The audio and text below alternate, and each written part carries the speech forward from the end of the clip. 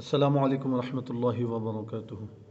سید محمد عبدالواسع حسینی بخاری چشتی امان اللہ نورانی فرزند و جانشین حضرت نورانی پاشا رحمۃ اللہ علیہ کے دختر کی تکمیل نکاح کی مناسبت سے اس خوشی میں 12 لیکچر سیریز 12 علمی و تحقیقی لیکچر سیریز کا ارادہ کیا گیا تھا، جس کی آج تیسری نشست ہے، جس کا عنوان ہے تصوف کے اسرار و رموز، حضرت قطب عالم شیخ عبدالقدوس گنگوہی علیہ الرحمہ از ڈاکٹر حافظ سید بدی الدین صابری، پروفیسر شعبہ عربی عثمانیہ یونیورسٹی کا یہ تحقیقی مقالہ ہے، جسے مفتی عمران عثمانی نقشبندی گولڈ میڈلسٹ مولوی کامل جامع نظامیہ اپنی خوبصورت آواز میں سنانے کی سعادت حاصل کریں گے۔ بسم اللہ الرحمن الرحیم، نحمدہ ونصلی ونسلم علی رسولہ الکریم وعلی آلہ وصحبہ اجمعین، اما بعد۔ باب العلم انواریہ ایجوکیشنل سوسائٹی اور جامعہ انواریہ حیدرآباد کے زیر اہتمام تصوف کے اسرار و رموز اور حضرت قطب عالم شیخ عبدالقدوس گنگوہی علیہ الرحمہ اس عنوان سے تحقیقی مقالہ پیش کیا جا رہا ہے۔ ساقی خمخانہ اسرار، طائرانہ اقلیم الوہیت، سائر میدان حوتیت، قطب عالم حضرت شیخ عبدالقدوس گنگوہی علیہ الرحمۃ والرضوان کی ولادت، یعنی آپ کی پیدائش 861 ہجری میں ردولی کے علمی گھرانے میں ہوئی۔ اتر پردیش کا یہ ایک علاقہ ہے، وہاں پر آپ کی پیدائش ہوئی۔ جد امجد حضرت شیخ صفی الدین رحمۃ اللہ علیہ، جو حضرت شیخ اشرف جہانگیر سمنانی علیہ الرحمہ کے خلیفہ تھے، آپ کے دادا بزرگوار حضرت شیخ صفی الدین، جو حضرت شیخ اشرف جہانگیر سمنانی علیہ الرحمہ کے خلیفہ تھے، اور آپ کے والد گرامی شیخ اسماعیل ہیں، جنہیں اپنے والد سے خلافت حاصل تھی۔ آپ کا سلسلہ نسب حضرت امام اعظم ابو حنیفہ رحمۃ اللہ علیہ پر منتہی ہوتا ہے، جا کے ختم ہوتا ہے۔ جب حضرت امام اعظم ابو حنیفہ کی اولاد میں سے، یعنی امام اعظم ابو حنیفہ رحمۃ اللہ علیہ کے اولاد میں سے آپ، جب حضرت شیخ العالم دستگیر بے کساں مخدوم شیخ احمد عبدالحق ردولوی علیہ الرحمۃ والرضوان راہ سلوک کے راستے میں طویل مسافرت کے بعد، لمبا سفر کرنے کے بعد ردولی تشریف لائے، تو حضرت شیخ اسماعیل رحمۃ اللہ علیہ آپ کی خدمت میں حاضر ہوئے۔ آپ نے فرمایا کہ شیخ صفی الدین حنفی کی تربیت تمہارے لیے کافی ہے، لیکن تمہارے یہاں ایک فرزند پیدا ہوگا، ایک بیٹا ہوگا جو سعید ازلی ہے، یعنی شروع سے ہی نیک بخت ہوگا، اور ہماری نعمت اس کو ملے گی۔ حضرت شاہ عبدالقدوس گنگوہی کی ولادت، پیدائش حضرت شیخ احمد ردولوی کے وصال کے بعد ہوئی، انتقال کے بعد ہوئی۔ والد نے اپنے فرزند کی تربیت اور تعلیم کا خاص انتظام کیا۔ حضرت قطب عالم نے تحصیل علم میں کوئی کسر نہ چھوڑی، علم حاصل کرنے میں کوئی کسر نہ چھوڑی۔ اپنی ابتدائی عمر میں، شروعات کی عمر میں علم صرف کا نسخہ بحر الاشعاب تصنیف فرمایا، یعنی ایک کتاب لکھی۔ اساتذہ نے اس نسخے کو پڑھ کر فرمایا کہ علم صرف کے لیے تو یہ ایک نسخہ ہی کافی ہے۔ آپ جب سن تمیز کو پہنچے، یعنی فرق کرنے کی عمر کو پہنچے، اچھے اور برے میں تمیز کرنے کی عمر کو پہنچے، تو حضرت شیخ احمد عبدالحق ردولوی کے رحمۃ اللہ علیہ کے مزار کی جاروب کشی اختیار کر لی، یعنی وہیں پر رہنے لگے۔ ایک دن کا واقعہ ہے کہ نحو کی مشہور کتاب کافیہ ہاتھ میں لیے ہوئے تھے، تو مزار مبارک سے حق حق حق کی ایسی آواز سنی کہ آپ از خود رفتہ ہو گئے، آپ جو ہے خود بے قابو ہو گئے، اور اس بے خودی کے عالم میں نعمت ازلی و ابدی نصیب ہوئی، یعنی اللہ تبارک و تعالیٰ کی طرف سے بہت سی نعمتیں ان کو نصیب ہوئی، اور تعلیم کو ترک کیا، تعلیم چھوڑ دی، اور پوری ہمت شغل باطن میں صرف کر دی، یعنی آپ نے پوری ہمت اپنے باطنی کام میں لگا دی۔ آپ سارا وقت مجذوبوں اور قلندروں کی صحبت میں رہتے، مگر کسی پل قرار نہ تھا۔ سینے میں عشق الہی کی آگ بھڑک چکی تھی۔ جب آپ جذبہ باطن کے جذبے اور غلبہ عشق کی وجہ سے ردولی شریف سے باہر نکلے تو ایک بزرگ نے راستے میں پوچھا، کہاں جا رہے ہو؟ آپ نے جواب دیا، طلب حق میں جا رہا ہوں، حق کی جستجو میں جا رہا ہوں۔ تو بزرگ نے فرمایا، حضرت احمد عبدالحق رحمۃ اللہ علیہ کے در پر جاؤ، تمہیں خدا اس جگہ ملے گا۔ حضرت قطب عالم حضرت شیخ العالم رحمۃ اللہ علیہ کی خانقاہ واپس ہو گئے اور آپ کی باطنی تربیت حضرت شیخ مخدوم احمد عبدالحق ردولوی رحمۃ اللہ علیہ سے ہوتی رہی، یہاں تک کہ حضرت شیخ مخدوم رحمۃ اللہ علیہ کی روحانیت آپ کے سامنے ہر وقت ظاہر رہتی اور تربیت کا سلسلہ جاری رہتا تھا۔ آپ کو حضرت مخدوم شیخ عبدالحق رحمۃ اللہ علیہ سے اس قدر قوی تعلق پیدا ہو گیا تھا، اتنا مضبوط تعلق پیدا ہو گیا تھا کہ آپ لکھتے ہیں کہ ویرانوں، بیابانوں اور قبرستانوں میں جب میں تنہا ہوتا یعنی اکیلا ہوتا تو تہجد کے وقت حضرت شیخ مخدوم رحمۃ اللہ علیہ کی روحانیت حاضر ہو کر بلند آواز سے حق حق حق کہہ کر مجھے بیدار کرتی تھی اور مجھ سے کبھی تہجد قضا نہیں ہوتی تھی۔ حضرت قطب عالم انور العیون فی اسرار المکنون میں رقم طراز ہے، لکھتے ہیں، حضرت شیخ العالم رحمۃ اللہ علیہ نے کئی مرتبہ عالم معاملہ میں اس فقیر پر لطف و مہربانی کی توجہ کی اور ہاتھ پکڑ کے فرمایا کہ میں نے تجھ کو خدا تک پہنچا دیا۔ حضرت شیخ رکن الدین فرزند ارجمن حضرت شاہ عبد القدوس گنگوہی رحمۃ اللہ علیہ لطائف قدسی میں لکھتے ہیں، لطائف قدوسی یعنی آپ کی جو کتاب ہے لطائف قدوسی، اس میں لکھتے ہیں کہ میرے والد کی بیعت کا واقعہ یہ ہے کہ چونکہ میرے والد بزرگوار کو باطنی طور پر حضرت شیخ احمد عبدالحق رحمۃ اللہ علیہ سے میرے والد بزرگوار باطنی طور پر حضرت شیخ احمد عبدالحق رحمۃ اللہ علیہ سے فیضیاب ہو چکے تھے، فیض پا چکے تھے، تو آپ کو حضرت مخدوم رحمۃ اللہ علیہ کے پوتے حضرت شیخ محمد بن شیخ عارف بن شیخ احمد عبدالحق رحمۃ اللہ علیہ کی طرف زیادہ التفات نہ تھا، زیادہ توجہ نہ تھی، اس لیے کسی اور جگہ ظاہری بیعت کرنا چاہتے تھے، لیکن جب یہ خطرہ آپ کے دل میں پیدا ہوتا تھا تو حضرت شیخ مخدوم رحمۃ اللہ علیہ کی روحانیت سامنے ظاہر ہو جاتی تھی اور آواز آتی کہ تو ہماری ملک ہے۔ یہ خطرہ دل میں پیدا ہوتا تھا، مطلب جب یہ خطرہ یعنی یہ بات آپ کے دل میں پیدا ہوتی تھی تو حضرت شیخ مخدوم رحمۃ اللہ علیہ کی روحانیت سامنے ظاہر ہو جاتی تھی اور آواز آتی کہ تو ہماری ملک ہے، تو ہماری ملکیت ہے، کسی اور جگہ مت جا۔ اس پر میرے والد خاموش ہو جاتے۔ جب اس معاملے میں کافی دیر ہو گئی تو میرے والد کے دل میں خیال آیا کہ بے شک میں ان کا ہوں، لیکن ظاہری بیعت تو ضروری ہے۔ تو اس وقت حضرت شیخ احمد عبدالحق رحمۃ اللہ علیہ زندان پیر رحمۃ اللہ علیہ کی روحانیت جسم ظاہری اختیار کر کے جلوہ گر ہوئی، یعنی ظاہری جسم اختیار کر کے سامنے آئی۔ فرمایا کیا تم کو اب بھی شبہ ہے، ڈاؤٹ ہے اور ہمیں مردہ سمجھتے ہو؟ کسی جگہ مت جاؤ، تم ہمارے ہو۔ اور اسی وقت اپنے پوتے شیخ محمد کے حوالے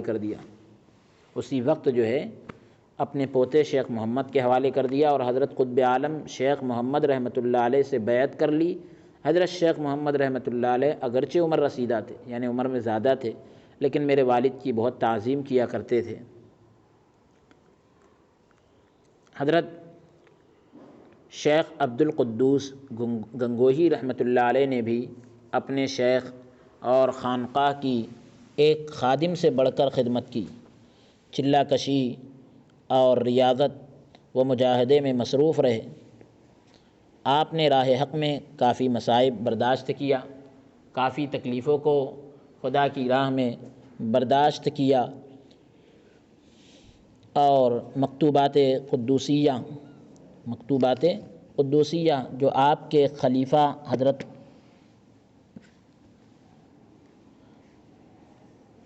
خضر عرف الشیخ خان رحمۃ اللہ علیہ نے جمع کیا، اس میں خود حضرت قطب عالم رحمۃ اللہ علیہ رقم فرماتے ہیں، لکھتے ہیں کہ اس درویش نے بھی سال ہا سال کئی سال کوچے عشق میں، عشق کی گلی میں اس قدر مصائب جھیلے ہیں، اتنی تکلیفیں اٹھائی ہیں کہ احاطۂ بیان سے باہر ہیں، یعنی اس کو بیان نہیں کیا جا سکتا۔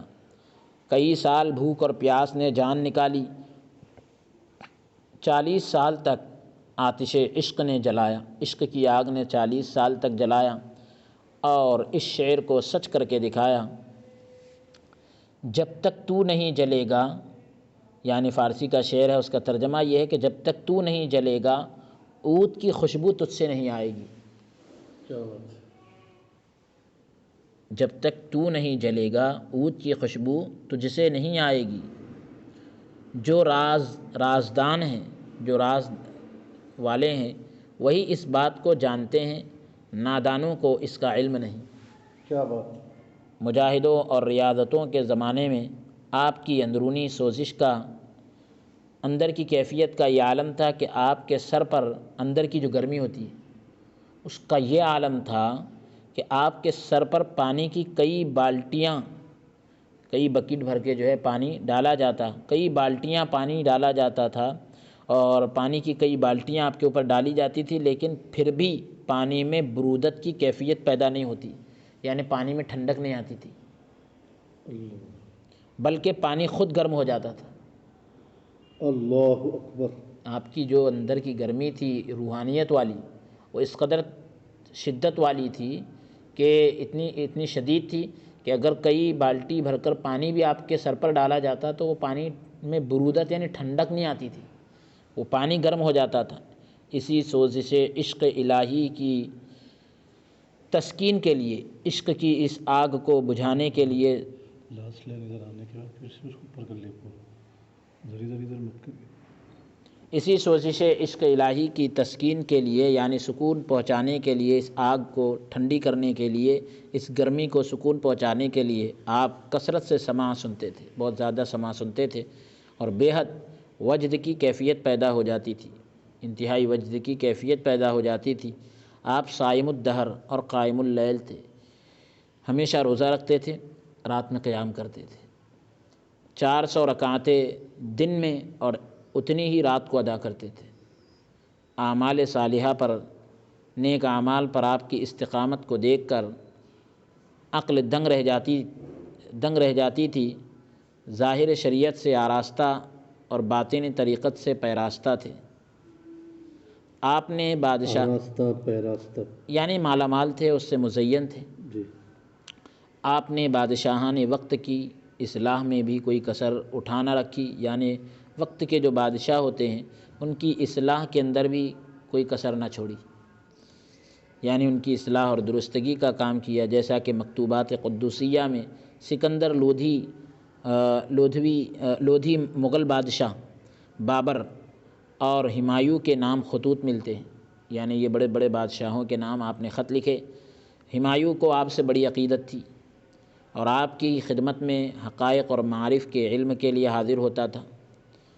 آپ کی بہت سی کرامتیں ہیں، یہاں ایک کرامت جس کا تعلق اولاد کی دینی تربیت سے متعلق ہے ذکر کی جاتی ہے۔ اولاد کی دینی تربیت سے متعلق ایک کرامت کو ذکر کیا جا رہا ہے۔ لطائف قدوسی میں ہے کہ حضرت شیخ رحمۃ اللہ علیہ نے مسلسل یعنی لگاتار 3 دن تک اپنے صاحبزادے کو فجر کی نماز میں غیر حاضر پایا۔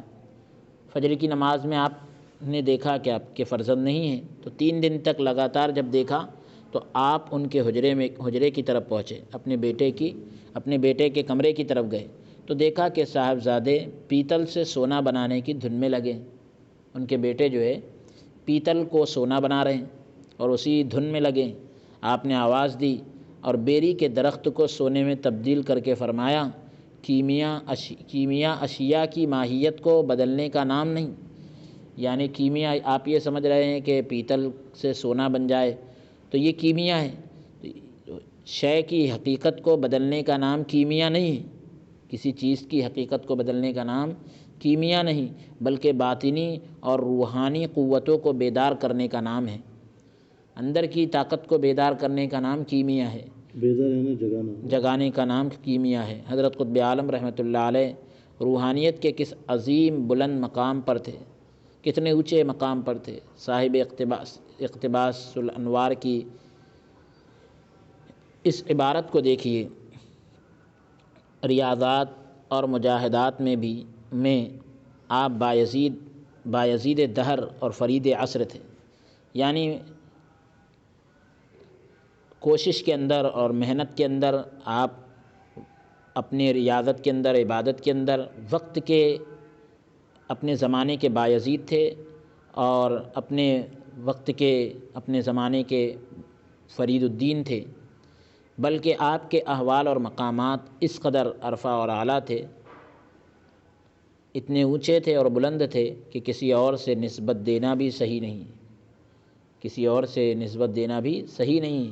جس مقام پر سید الطائفہ حضرت جنید بغدادی رحمۃ اللہ علیہ سالکین کو 10 سال میں پہنچاتے تھے، سلوک طے کرنے والوں کو حضرت جنید بغدادی رحمۃ اللہ علیہ 10 سال میں پہنچاتے تھے، حضرت شاہ عبد القدوس گنگوہی رحمۃ اللہ علیہ کی توجہ سے 3-4 سال بلکہ چند یوم میں حاصل ہوتا تھا، کچھ دنوں میں ہی وہ مقام حاصل ہو جاتا تھا۔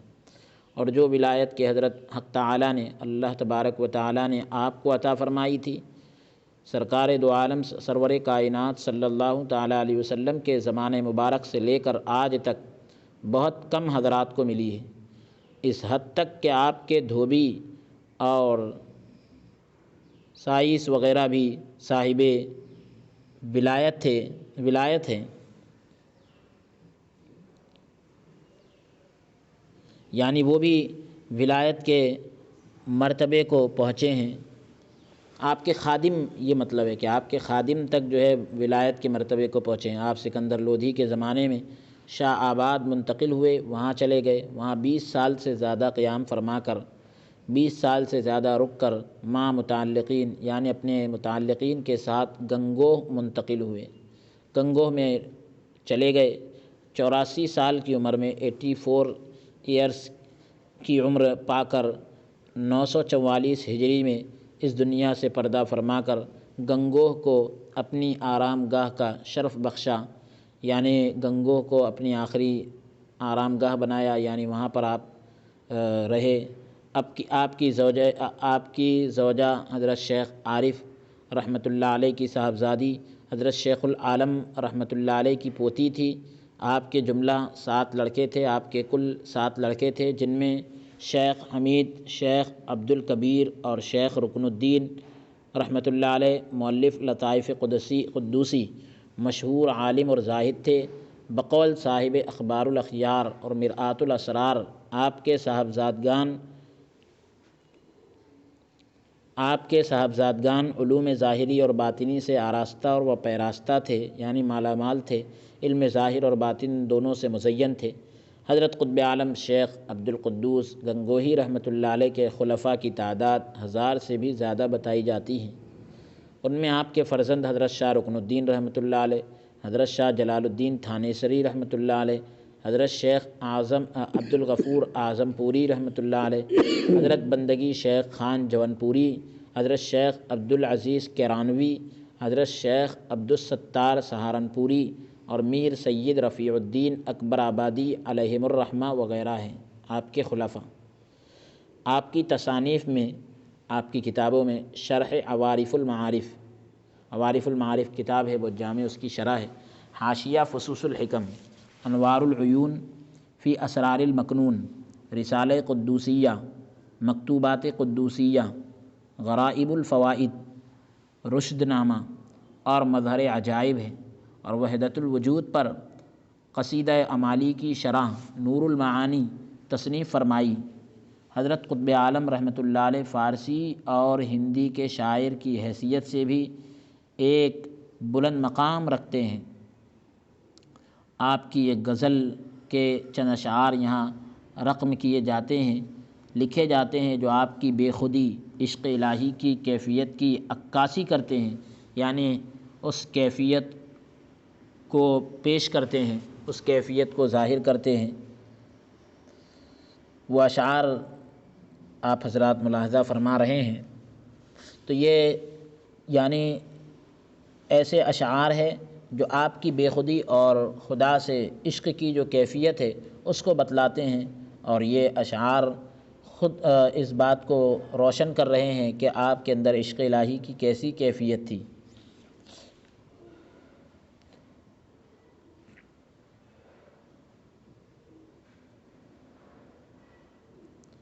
صوفیانہ اسرار و رموز۔ تمام علماء و حکماء کے نزدیک علم اور ادراک کا ذریعہ حواس ظاہری کے ساتھ حواس باطنی یعنی حافظہ تخیل اور حس مشترک وغیرہ ہیں۔ یعنی علم اور ادراک کا ذریعہ حواس ظاہری کے ساتھ یعنی علم حاصل کرنے کا ذریعہ اور کسی چیز کو پانے کا ذریعہ ظاہری جو ہمارے پارٹس ہوتے ہیں، ظاہری ذرائع اور آلات ہوتے ہیں، ان کے ساتھ ساتھ حواس باطنی بھی علم حاصل کرنے کا ذریعہ ہے۔ مثال کے طور پر جیسے ہم علم حاصل کرتے ہیں تو کتابوں کے ذریعے اور قلم کے ذریعے سے، استاد کے ذریعے سے، یہ لوگ جو ہے حواس باطنی یعنی حافظہ تخیل، اپنے تخیل کی جو یادداشت ہوتی ہے، حس مشترک، یہ ساری چیزوں سے وہ علم حاصل کرتے ہیں۔ لیکن اہل تصوف کے پاس ان وسائل کے علاوہ اور بھی ذریعہ ہے۔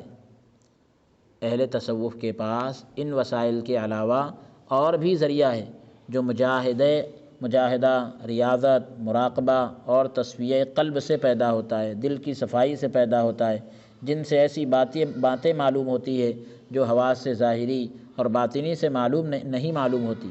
حجت الاسلام حضرت امام غزالی رحمۃ اللہ علیہ نے اس کی تشبیہ یہ دی ہے، یہ بتلائی ہے کہ مثلاً ایک حوض ہے، مثال کے طور پر ایک حوض ہے جس میں نلوں اور جدولوں کے ذریعے پانی آتا ہے۔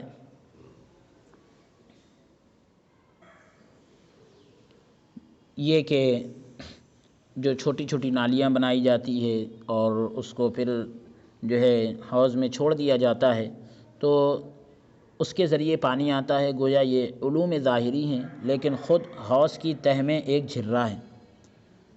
یہ ظاہری اسباب ہے حوض کے اندر پانی آنے کے، یہ دکھ رہے ہیں، لیکن خود حوض کے اندر جو ہے بذات خود ایک جھرہ ہے جس سے پانی فوارے کی طرح اچھلتا ہے، جس سے حوض بھرتا ہے۔ یہ علم باطن ہے، یہی وہ علم ہے جس کو علم لدنی اور کشف اور علم غیبی کہتے ہیں، اور یہی وہ علم ہے جو انبیاء اور اولیاء کے ساتھ خاص ہے۔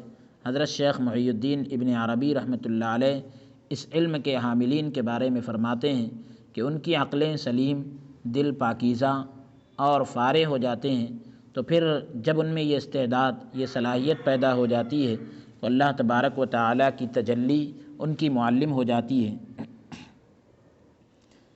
اللہ تبارک و تعالیٰ کی تجلی جو ہے ان کے لیے کسی چیز کے سکھانے کا اور یعنی استاد کی حیثیت اختیار کر جاتی ہے۔ اس قول کی تائید اللہ تبارک و تعالیٰ کے اس فرمان سے ہوتی ہے، واتقوا اللہ ویعلمکم اللہ، اللہ سے ڈرو اور اللہ تمہیں تعلیم دے گا۔ اسی تقوی کے نتیجے میں اللہ تعالیٰ جن اولیاء کے سینوں کو اسرار معرفت کا خزینہ بنایا، انہی میں سے ایک حضرت قطب عالم شیخ عبد القدوس گنگوہی علیہ الرحمہ کا شمار ہوتا ہے۔ آپ کے سینے کے راز کا ایک حصہ آپ کی تحریرات اور مکتوبات سے عیاں ہیں، روشن ہیں، جو اسرار تصوف سے بھری پڑی ہے، تصوف کے رازوں سے بھری پڑی ہے۔ آپ کا سینہ اسرار تصوف کے رازوں سے ایسا بھرا ہوا تھا جسے چھلکے بغیر کوئی چارہ نہیں تھا، یعنی اس میں سے بہے بغیر اور اس میں سے اوپر سے اچھل کر بہے بغیر کوئی چارہ نہیں تھا۔ جیسا کہ ایک صوفی شاعر نے کہا، شیشے دل میں تیرے وہ میں بھری ہے بادۂ خوار، سر پہ چڑھ کر پھر نہ اترے تا ابد جس کا خمار۔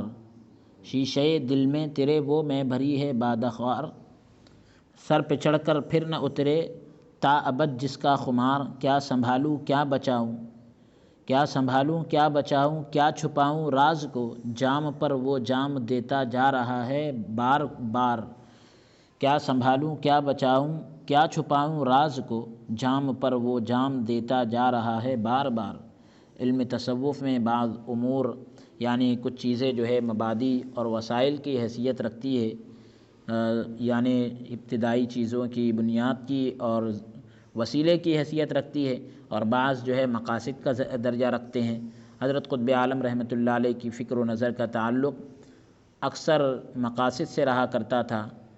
ان کے اکثر افکار، ان کے زیادہ تر افکار کا موضوع اور محور محویت و فنائیت و وحدت الوجود، یعنی محویت اور فنائیت اور ساتھ ہی وحدت الوجود اور معرفت حق تعالیٰ سے، اللہ تعالیٰ کی معرفت سے، جو علم تصوف کا اصل مقصود ہے، علم تصوف کا اصل مقصد ہے۔ جس طرح آپ کے فرزند حضرت شیخ مولانا رکن الدین رحمۃ اللہ علیہ کی تالیف، ان کی کتاب لطائف قدوسی آپ کے احوال اور مقامات کے بیان کا جمیل مرقع ہے، یعنی ان کی کتاب لطائف قدوسی آپ کے احوال اور مقامات کے بیان کا ایک خوبصورت جو ہے نظارہ ہے۔ وہیں حضرت قطب عالم رحمۃ اللہ علیہ کے مکتوبات قدوسیہ تصوف کے اسرار اور رموز کا حسین مجموعہ ہے، بہترین مجموعہ ہے۔ حسب ذیل سطور میں نیچے دی گئی سطروں میں، لائنوں میں تصوف کے چند اہم عناوین سے متعلق، عنوانات سے متعلق حقائق اور دقائق درج کیے جاتے ہیں۔ ذکر الہی، خدا کا ذکر، ذکر الہی تصوف کی پہلی سیڑھی ہے۔ حضرت قطب عالم رحمۃ اللہ علیہ نے ذکر کی جس انداز سے تشریح فرمائی ہے، ذکر کی جس انداز سے تشریح کی ہے، اس سے پتہ چلتا ہے کہ یہ بندے کا آخری مقصود بھی ہے، یہ بندے کا آخری مقصد بھی ہے۔ اور حضرت قطب عالم رحمۃ اللہ علیہ مکتوبات قدوسیہ کے مکتوبات نمبر 105 میں، مکتوب نمبر 105 میں ذکر کر کے 4 اقسام، ذکر لسانی و قلبی یعنی زبانی اور دل کے ذکر کی 4 قسموں کو، و ذکر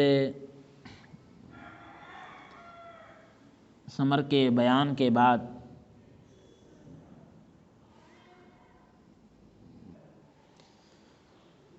ذکر روح کے تحت تحریر فرماتے ہیں، لکھتے ہیں، جسے ذکر ذات بھی کہا جاتا ہے۔ اللہ تعالیٰ کا ہر ذکر، خواہ وہ ذکر لسانی ہو، چاہے وہ ذکر زبانی ہو یا ذکر قلبی ہو، یعنی دل سے اس کا تعلق ہو، توشہ ایمان ہے، ایمان کا توشہ ہے اور بڑی برکت کی چیز ہے۔ اور یہ سب اذکار یعنی ذاکر کا ذکر میں مشغول ہونا، ذکر کرنے والے کا ذکر میں لگ جانا 4 قسم کا ہوتا ہے۔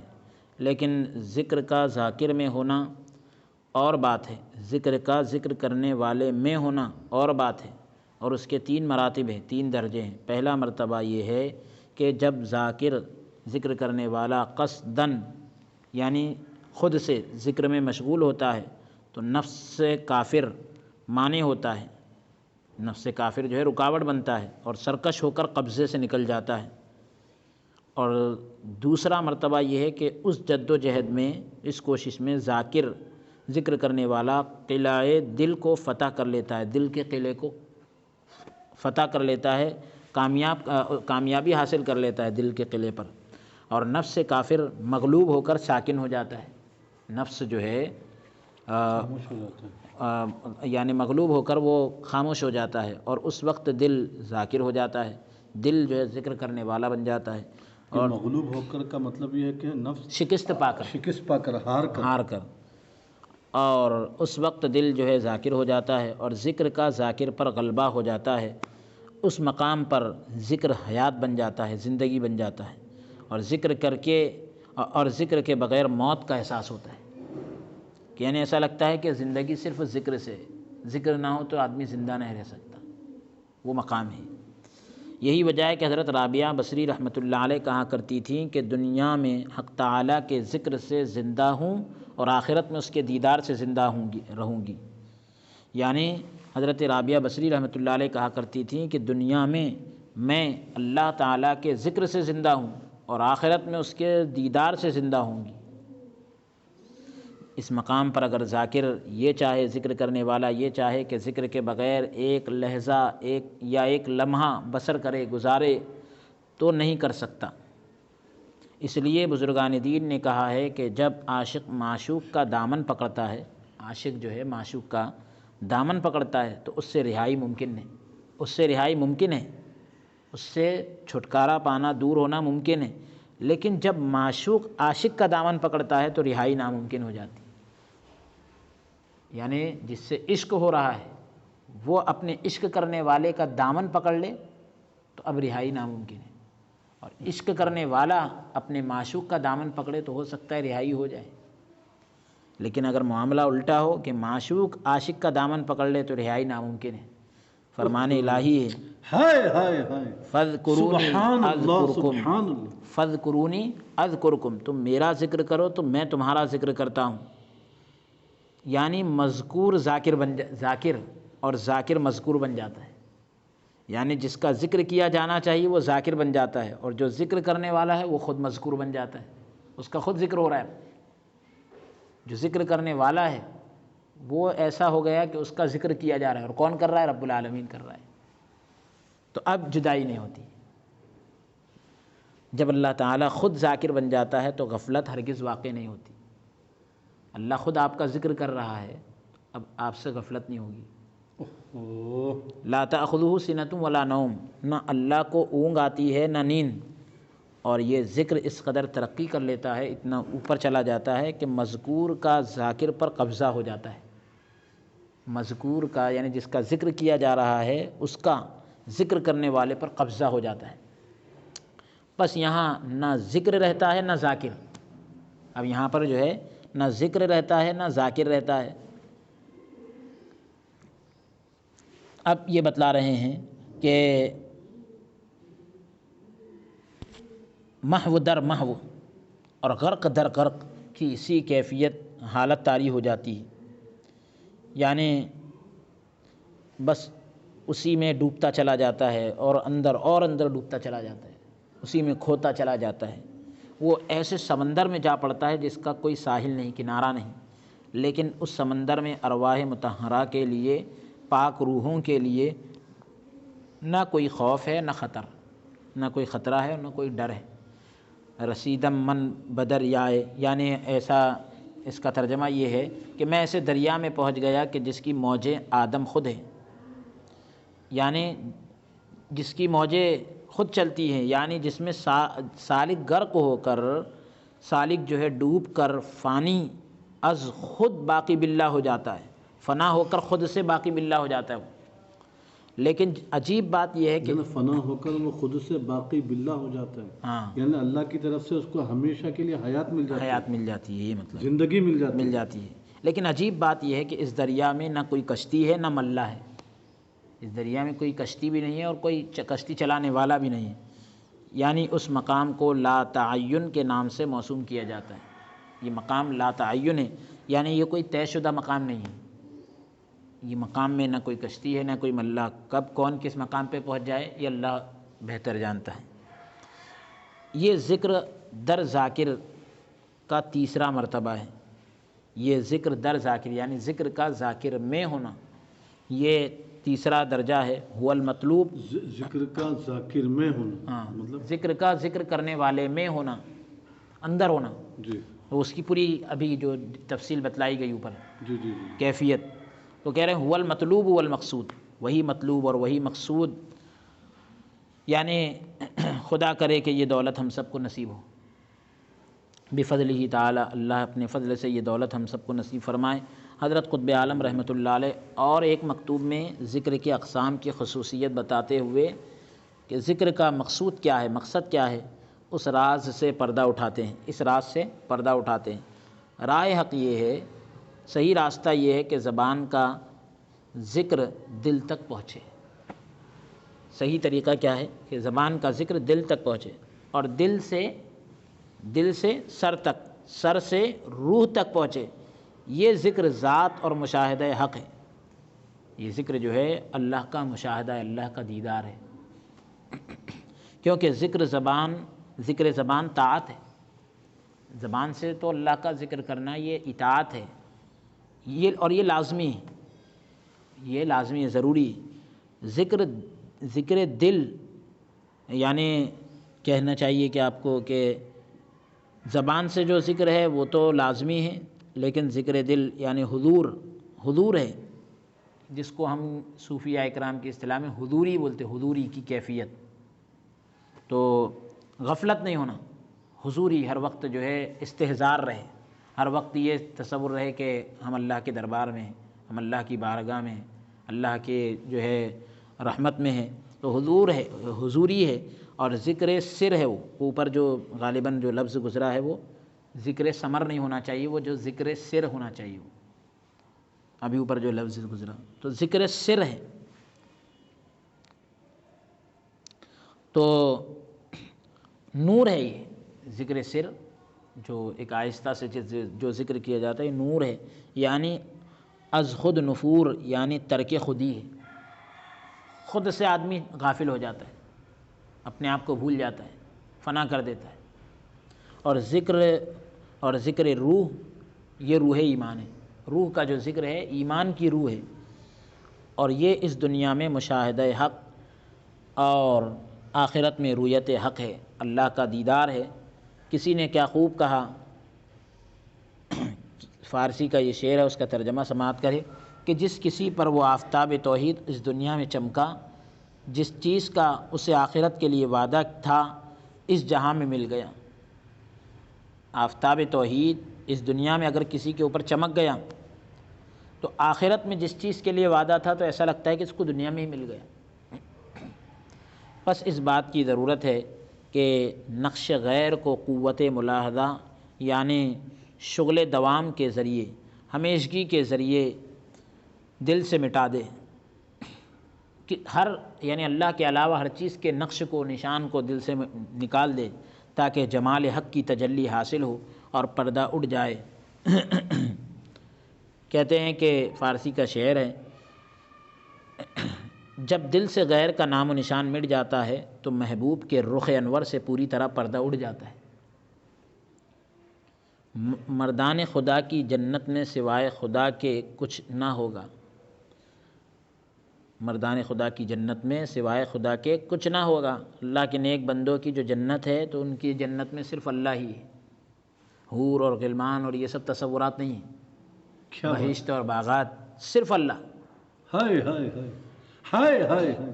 ما فی الجنت احد سوی اللہ، اور مومنین کی جنت میں حور و قصور من اللہ وشتان بینہما، یعنی یہ فرق مراتب ہے کہ مومنین کی جنت میں حور ہے، قصور ہے، وغیرہ وغیرہ، یہ سب چیزیں ہیں، یہ بہت بڑا فرق ہے۔ یہ بات آج تک نہیں معلوم تھی، دیکھیے اتنی باریک بات ہے یہ فرق مراتب ہے، یہ فرق ہے درجوں کا۔ سب جنت میں ہوں گے لیکن مومن جنت میں جنت کے لیے ہوگا، سب جنت میں ہوں گے لیکن مومن جنت میں جنت کے لیے ہوگا، اور عارف جنت میں اللہ کے لیے ہوگا۔ سبحان اللہ سبحان اللہ۔ مومن جنت میں کائی کے لیے رہے گا؟ جنت کے لیے، لیکن عارف جو ہوگا، عارف باللہ جسے کہتے ہیں، وہ جنت میں بھی اللہ کے لیے رہے گا۔ مجھے وہاں اللہ کا دیدار ہونا ہے، مجھے وہاں اللہ کا دیدار ہونا ہے، اس لیے جنت میں رہے گا، اس لیے نہیں کہ یہاں بہشت ہے، باغات ہے، حور و غلمان ہیں، نہ جنت کے لیے، بس اللہ عارف کے لیے ہوگا اور جنت مومن کے لیے۔ تو اس طریقے سے اس کو اس طرح سے پڑھا جائے اگر کہ عارف جنت میں اللہ کے لیے ہوگا، نہ جنت کے لیے، تو اب وہاں صورتحال یہ پیدا ہو جائے گی کہ بس وہاں یہ ہوگا اللہ عارف کے لیے ہوگا اور جنت مومن کے لیے۔ یہی وجہ ہے کہ حضرت حسن بصری رحمۃ اللہ تعالی علیہ فرماتے ہیں کہ اگر فردوس میں مجھ سے ایک لمحے کے لیے بھی حجاب ہو جائے، جنت میں مجھ سے ایک پل کے لیے بھی اگر پردہ ہو جائے تو اس قدر فریاد کروں گا، اتنی فریاد کروں گا، اتنی درخواست کروں گا اور نعرہ ماروں گا کہ دوزخیوں کو بھی مجھ پر رحم آ جائے گا۔ ایک لمحے کے لیے بھی اگر مجھ سے حجاب ہو جائے، یعنی پردہ آ جائے درمیان میں، اللہ کا دیدار نہ ہو، تو ایسی چیخ ماروں گا کہ دوزخیوں کو مجھ پر ترس آ جائے گا۔ سبحان اللہ سبحان اللہ۔ اور یہ کیفیت بغیر فنائیت و محویت کے حاصل نہیں ہو سکتی۔ یہ کیفیت جب تک کہ خود کو فنا نہ کرے، خود کو جو ہے گم نہ کر دے، تب تک کہ یہ حاصل نہیں ہوگی۔ چنانچہ حق رسیدگی کا راز کیا ہے، اللہ تک پہنچنے کا راز کیا ہے، حضرت قطب عالم رحمۃ اللہ علیہ کی اس جامع تحریر کو ملاحظہ کیجیے۔ آپ لکھتے ہیں کہ طالب کو چاہیے کہ خود بین نہ بنے، یعنی اپنے آپ پر ہی بہت نظر نہ رکھے۔ خود بین یعنی خود میں مگن رہے، اور غیر بین نہ ہو، یعنی غیر کو بھی نہ دیکھے، خود کو بھی نہ دیکھے، غیر کو بھی نہ دیکھے۔ فرماتے ہیں کہ اور خدا بین رہے، خدا کو دیکھتا رہے، نہ خود کو دیکھے نہ غیر کو دیکھے، بلکہ دیکھے تو صرف خدا کو دیکھے۔ سبحان جو کچھ چاہے بنے، راہ حق راہ توحید اور راہ محویت ہے، اور نہ کہ محض عبادت، یعنی صحیح راستہ تو توحید کا راستہ ہے اور گم ہو جانے والا راستہ ہے، صرف عبادت یہ راہ حق نہیں ہے۔ وہ فرماتے ہیں، کہتے ہیں فارسی کا شعر ہے کہ جب تک خلوت یعنی تنہائی جو ہے خانہ دل میں، دل کے خانے میں توحید الفت اور محویت نہ ہو، جب تک خلوت خانہ دل میں یعنی دل کے نہا خانے میں، بولیے آپ، جو اندر چھپا ہوا معاملہ ہے، وہاں جب تک الفت کا جام نہ ہو اور وہاں محویت نہ ہو، اپنے آپ کو گم کرنے کی کیفیت نہ ہو، حق تعالیٰ تک رکوع اور سجود سے رسائی حاصل نہیں ہو سکتی۔ اللہ تک رکوع اور سجدے سے نہیں پہنچا جا سکتا۔ بقول شاعر کہ تیرے جلووں کے سوا کیا ہے نگاہ دل میں، تیرے جلووں کے سوا کیا ہے نگاہ و دل میں، تو ہی تو ہے میرے احساس کی ہر منزل، تو ہی تو ہے میرے احساس کی ہر منزل۔ عشق الہی، خدا کا عشق، مشاہدہ اور کہتے ہیں محویت اور فنائیت، جن مقامات کا اوپر ذکر کیا جا چکا ہے، اس لیے ہم اس کی تفصیل نہیں بیان کر رہے ہیں، تو ان کا حصول، ان کو حاصل کرنا صرف عشق الہی پر منحصر ہے، اسی پر ڈیپینڈ ہے۔ تصوف مذہب عشق کا نام ہے، تصوف مذہب عشق کا نام ہے، جیسا کہ اللہ تعالیٰ کا ارشاد ہے والذین آمنوا اشد حبا للہ، ایمان والے اللہ سے شدید ترین محبت رکھتے ہیں، بہت زیادہ محبت رکھتے ہیں۔ شدید ترین محبت کا نام عشق ہے۔ حضرت قطب عالم رحمۃ اللہ علیہ کے اس مکتوب میں عشق کی حقیقت ملاحظہ کیجیے۔ جاننا چاہیے کہ ہمارے ارواح، ہماری روحیں، یحبہم، اللہ ان سے محبت کرتا ہے، تو یحبہم کے نور سے پیدا ہوئے، ہماری روحیں یحبہم کے نور سے پیدا ہوئی، لہذا نور عشق یعنی محبت اور عشق کا نور ہماری جان یا روح کا جوہر ہے، خلاصہ ہے، یعنی ہماری جان کی حقیقت ہمارے خدا بند تعالیٰ کا عشق ہے۔ اس وجہ سے حق تعالیٰ کے لیے ذوق اور شوق ہماری جان کا سرمایہ ہے۔ پروانہ شمع پر اس لیے گرتا ہے، جو کیڑے پتنگ وہ ہوتے ہیں باریک باریک، وہ چراغ پر گرتے ہیں، تو اس لیے گرتا ہے کہ اس کی جان میں ایک ایسی آگ بھر دی گئی ہے کہ شمع پر جان دیتا ہے۔ اس کی جان میں ایک ایسی جان بھر دی گئی ہے کہ ایک ایسی آگ بھر دی گئی ہے کہ وہ شمع پر جان دیتا ہے، اور وہ آگ اس کے اندر موجزن ہے، وہ آگ اس کے اندر ہے۔ لہذا لازماً ضروری ہے ہماری جان اس کے عشق میں جلتی ہے، اور محبوب کے سوا کسی کے ساتھ قرار نہیں پکڑتی، سکون نہیں ملتا، اور ہمارا عشق جو اس کے عشق کا پرتو یعنی عکس ہے، اس کے جوہر وجود کے لیے، جوہر وجود کے لیے یعنی وجود کے خلاصے کے لیے عرض اور ظہور کا درجہ رکھتا ہے، ظاہر ہونے کا درجہ رکھتا ہے۔ بس ہمارا عشق اس کے لیے عرض اور اس کا عشق ہماری جان کے لیے جوہر ہے۔ تو یعنی کچھ چیزیں ایسی رہتی ہے اصطلاح منطق کی، علم کلام کی، کہ ایک چیز ہوتی ہے عرض اور ایک چیز ہوتی ہے جوہر۔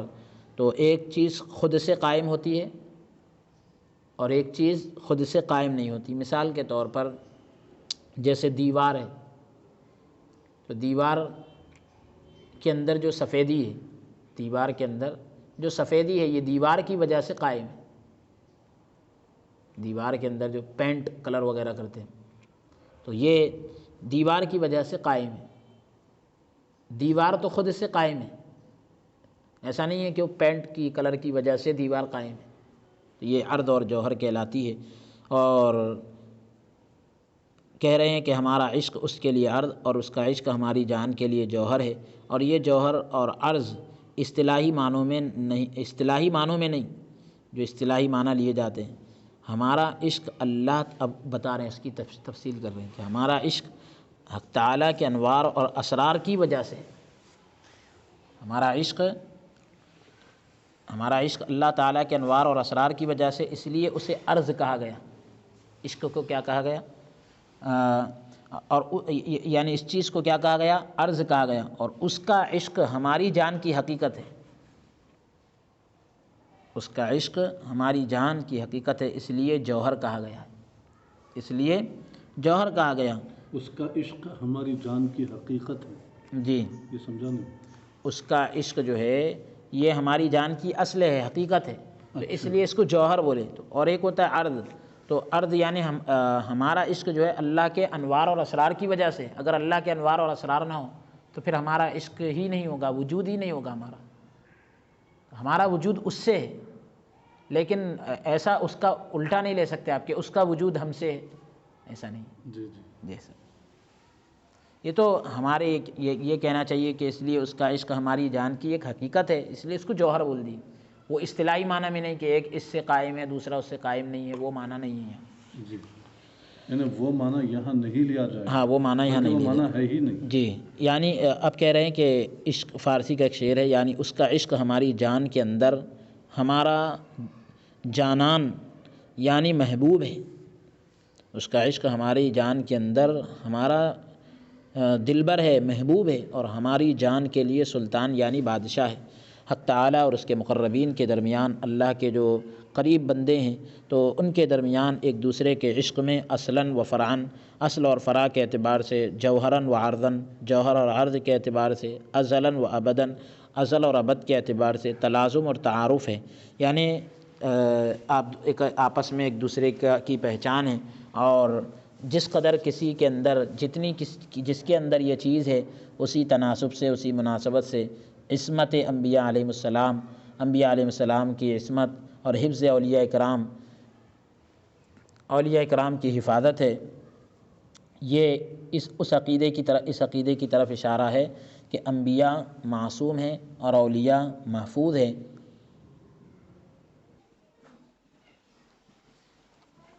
یعنی انبیاء معصوم ہے اور اولیاء محفوظ ہے گناہوں سے، پس مشتاقین کے لیے، شوق رکھنے والوں کے لیے خوشخبری ہے۔ فعرف، یہ بات جان لو، عشق کا جہاں عقل سے ماورا ہے، عشق کا جہاں یعنی عشق کی دنیا عقل سے ماورا ہے۔ حضرت قطب عالم رحمۃ اللہ علیہ فرماتے ہیں ماورا ہے یعنی بہت یہ کہنا چاہیے کہ عشق کی دنیا عقل کی سمجھ میں نہیں آئے گی، عقل کے ذریعے سے سمجھ میں نہیں آ سکتی۔ عشق کے ایسے رموز ہے جو عقل کی رسائی سے باہر ہے، عقل وہاں تک نہیں پہنچ سکتی، باہر ہیں۔ اگرچہ عقل ایک صحیح ترازو ہے، لیکن جس ترازو سے سونا تولا جاتا ہے اس سے پہاڑ نہیں تولا جا سکتا۔ عقل نے وجود حق اور وحدت حق کی اطلاع دی، عقل نے کس بات کی خبر دی؟ حق کے وجود کی اور اللہ کی وحدانیت کی خبر دی، لیکن حضرت حق تک اس کی رسائی نہ ہو سکی، اللہ کی بارگاہ تک، اللہ تک عقل نہ پہنچ سکی۔ یہ عقل سے یہ تو سمجھا جا سکا کہ اللہ ہے، لیکن اللہ تک پہنچنا یہ عقل کے ذریعے سے نہیں ہوتا۔ یہاں معتزلی اعتراض میں گرفتار ہو گیا، فرقہ ہے گمراہ فرقہ، وہ اعتراض میں آ گیا، پھنس گیا اور حق سے دور رہا، کیونکہ اس کا امام عقل تھا، عقل کو اس نے امام بنا لیا، اور عقل اسے راہ حق نہ دکھا سکی، عقل اسے صحیح راستہ نہ دکھا سکی، یعنی وصال حق کو محال عقلی سمجھا، یعنی حق تک پہنچنے کو اس نے ناممکن سمجھا۔ مردان حق جو ہے، حق کے خدا کے جو نیک بندے ہیں، عشق کے زور سے کون و مکان سے گزر جاتے ہیں اور حضرت حق میں پہنچ جاتے ہیں، اللہ کے دربار میں پہنچ جاتے ہیں۔ ہر ساعت نعرہ ربی ارینی کہ اے رب مجھے اپنا دیدار کرا، یہی ہر لمحہ نعرہ لگاتے ہیں۔ لن ترانی، حضرت موسیٰ علیہ السلام کو رب کا جواب کہ تم مجھے نہیں دیکھ سکتے، اس سے نہیں گھبراتے اور اس زخم کی پرواہ نہیں کرتے۔ عاشق کے منہ پر معشوق کا تھپڑ ناز معشوق ہوتا ہے، معشوق کی طرف سے ایک ناز ہوتا ہے، معشوق کے لیے ایک ناز کی بات ہوتی ہے۔ عاشق کے منہ پر معشوق کا تھپڑ ناز معشوق ہوتا ہے، نہ کہ بے نیازی۔ تو معشوق کی طرف سے ناز کی بات ہوتی ہے، عاشق کے منہ پر اگر معشوق کا تھپڑ پڑ جائے تو کوئی برائی کی بات نہیں ہوتی۔ معشوق ناز کر کے جو ہے اپنے حسن کی داد عاشق سے نیاز کی صورت میں وصول کرتا ہے، لیکن عاشق صادق کو، سچے عاشق کو اپنے وصال سے محروم نہیں کرتا۔ انہ هو الغفور الرحیم، بے شک وہ بخشنے والا نہایت مہربان ہے۔ اس سے یہی مراد ہے، لیکن یہ راز کون جانتا ہے؟ جلنا مقام صبر نہیں، مقام شکر ہے۔ اس عنوان کے تحت حضرت قطب عالم رحمۃ اللہ علیہ رقم طراز ہے، لکھتے ہیں افسوس صد افسوس، لوگوں نے اس نعمت کا نام صبر رکھ دیا ہے۔ یہ صبر نہیں بلکہ مقام شکر ہے، کیونکہ سالک ہر لحظہ وصال کے مزے لے رہا ہے، سلوک طے کرنے والا ہر لمحہ وصال کے مزے لے رہا ہے۔ ایسے صبر پر 100,000 جہاں قربان کیے جا سکتے ہیں، کئی جو ہے 1000 اور 100 یعنی کئی ہزار دنیا جو ہے اس پر قربان کیے جا سکتے ہیں، اور اس صبر سے صبر نہیں کیا جا سکتا، یعنی اس مقام کے حصول کے بغیر چین نہیں آتا۔ گویند صبر ہما جائے محمود است، مگر در عشق کے نا محمود است، کہ لوگ کہتے ہیں کہ صبر کا پھل ہر جگہ میٹھا ہے سوائے عشق کے، وہاں صبر کا پھل کڑوا ہے۔ لیکن حضرت شیخ فرماتے ہیں کہ مبارک ہے وہ صابر، اور اس صابر پر جان قربان کر دوں، صبر کرنے والے پر جان قربان کر دوں کہ جو عشق میں صابر ہے، اور عشق اس کا آرام اور عشق اس کا محبوب ہے۔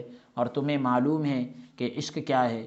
عشق یہ ہے، عشق کی حالت 3 چیزوں سے زیادہ نہیں، اول جلنا، دوم جلنا، سوم پھر جلنا، یعنی اس میں جو ہے جلنا ہی جلنا ہے۔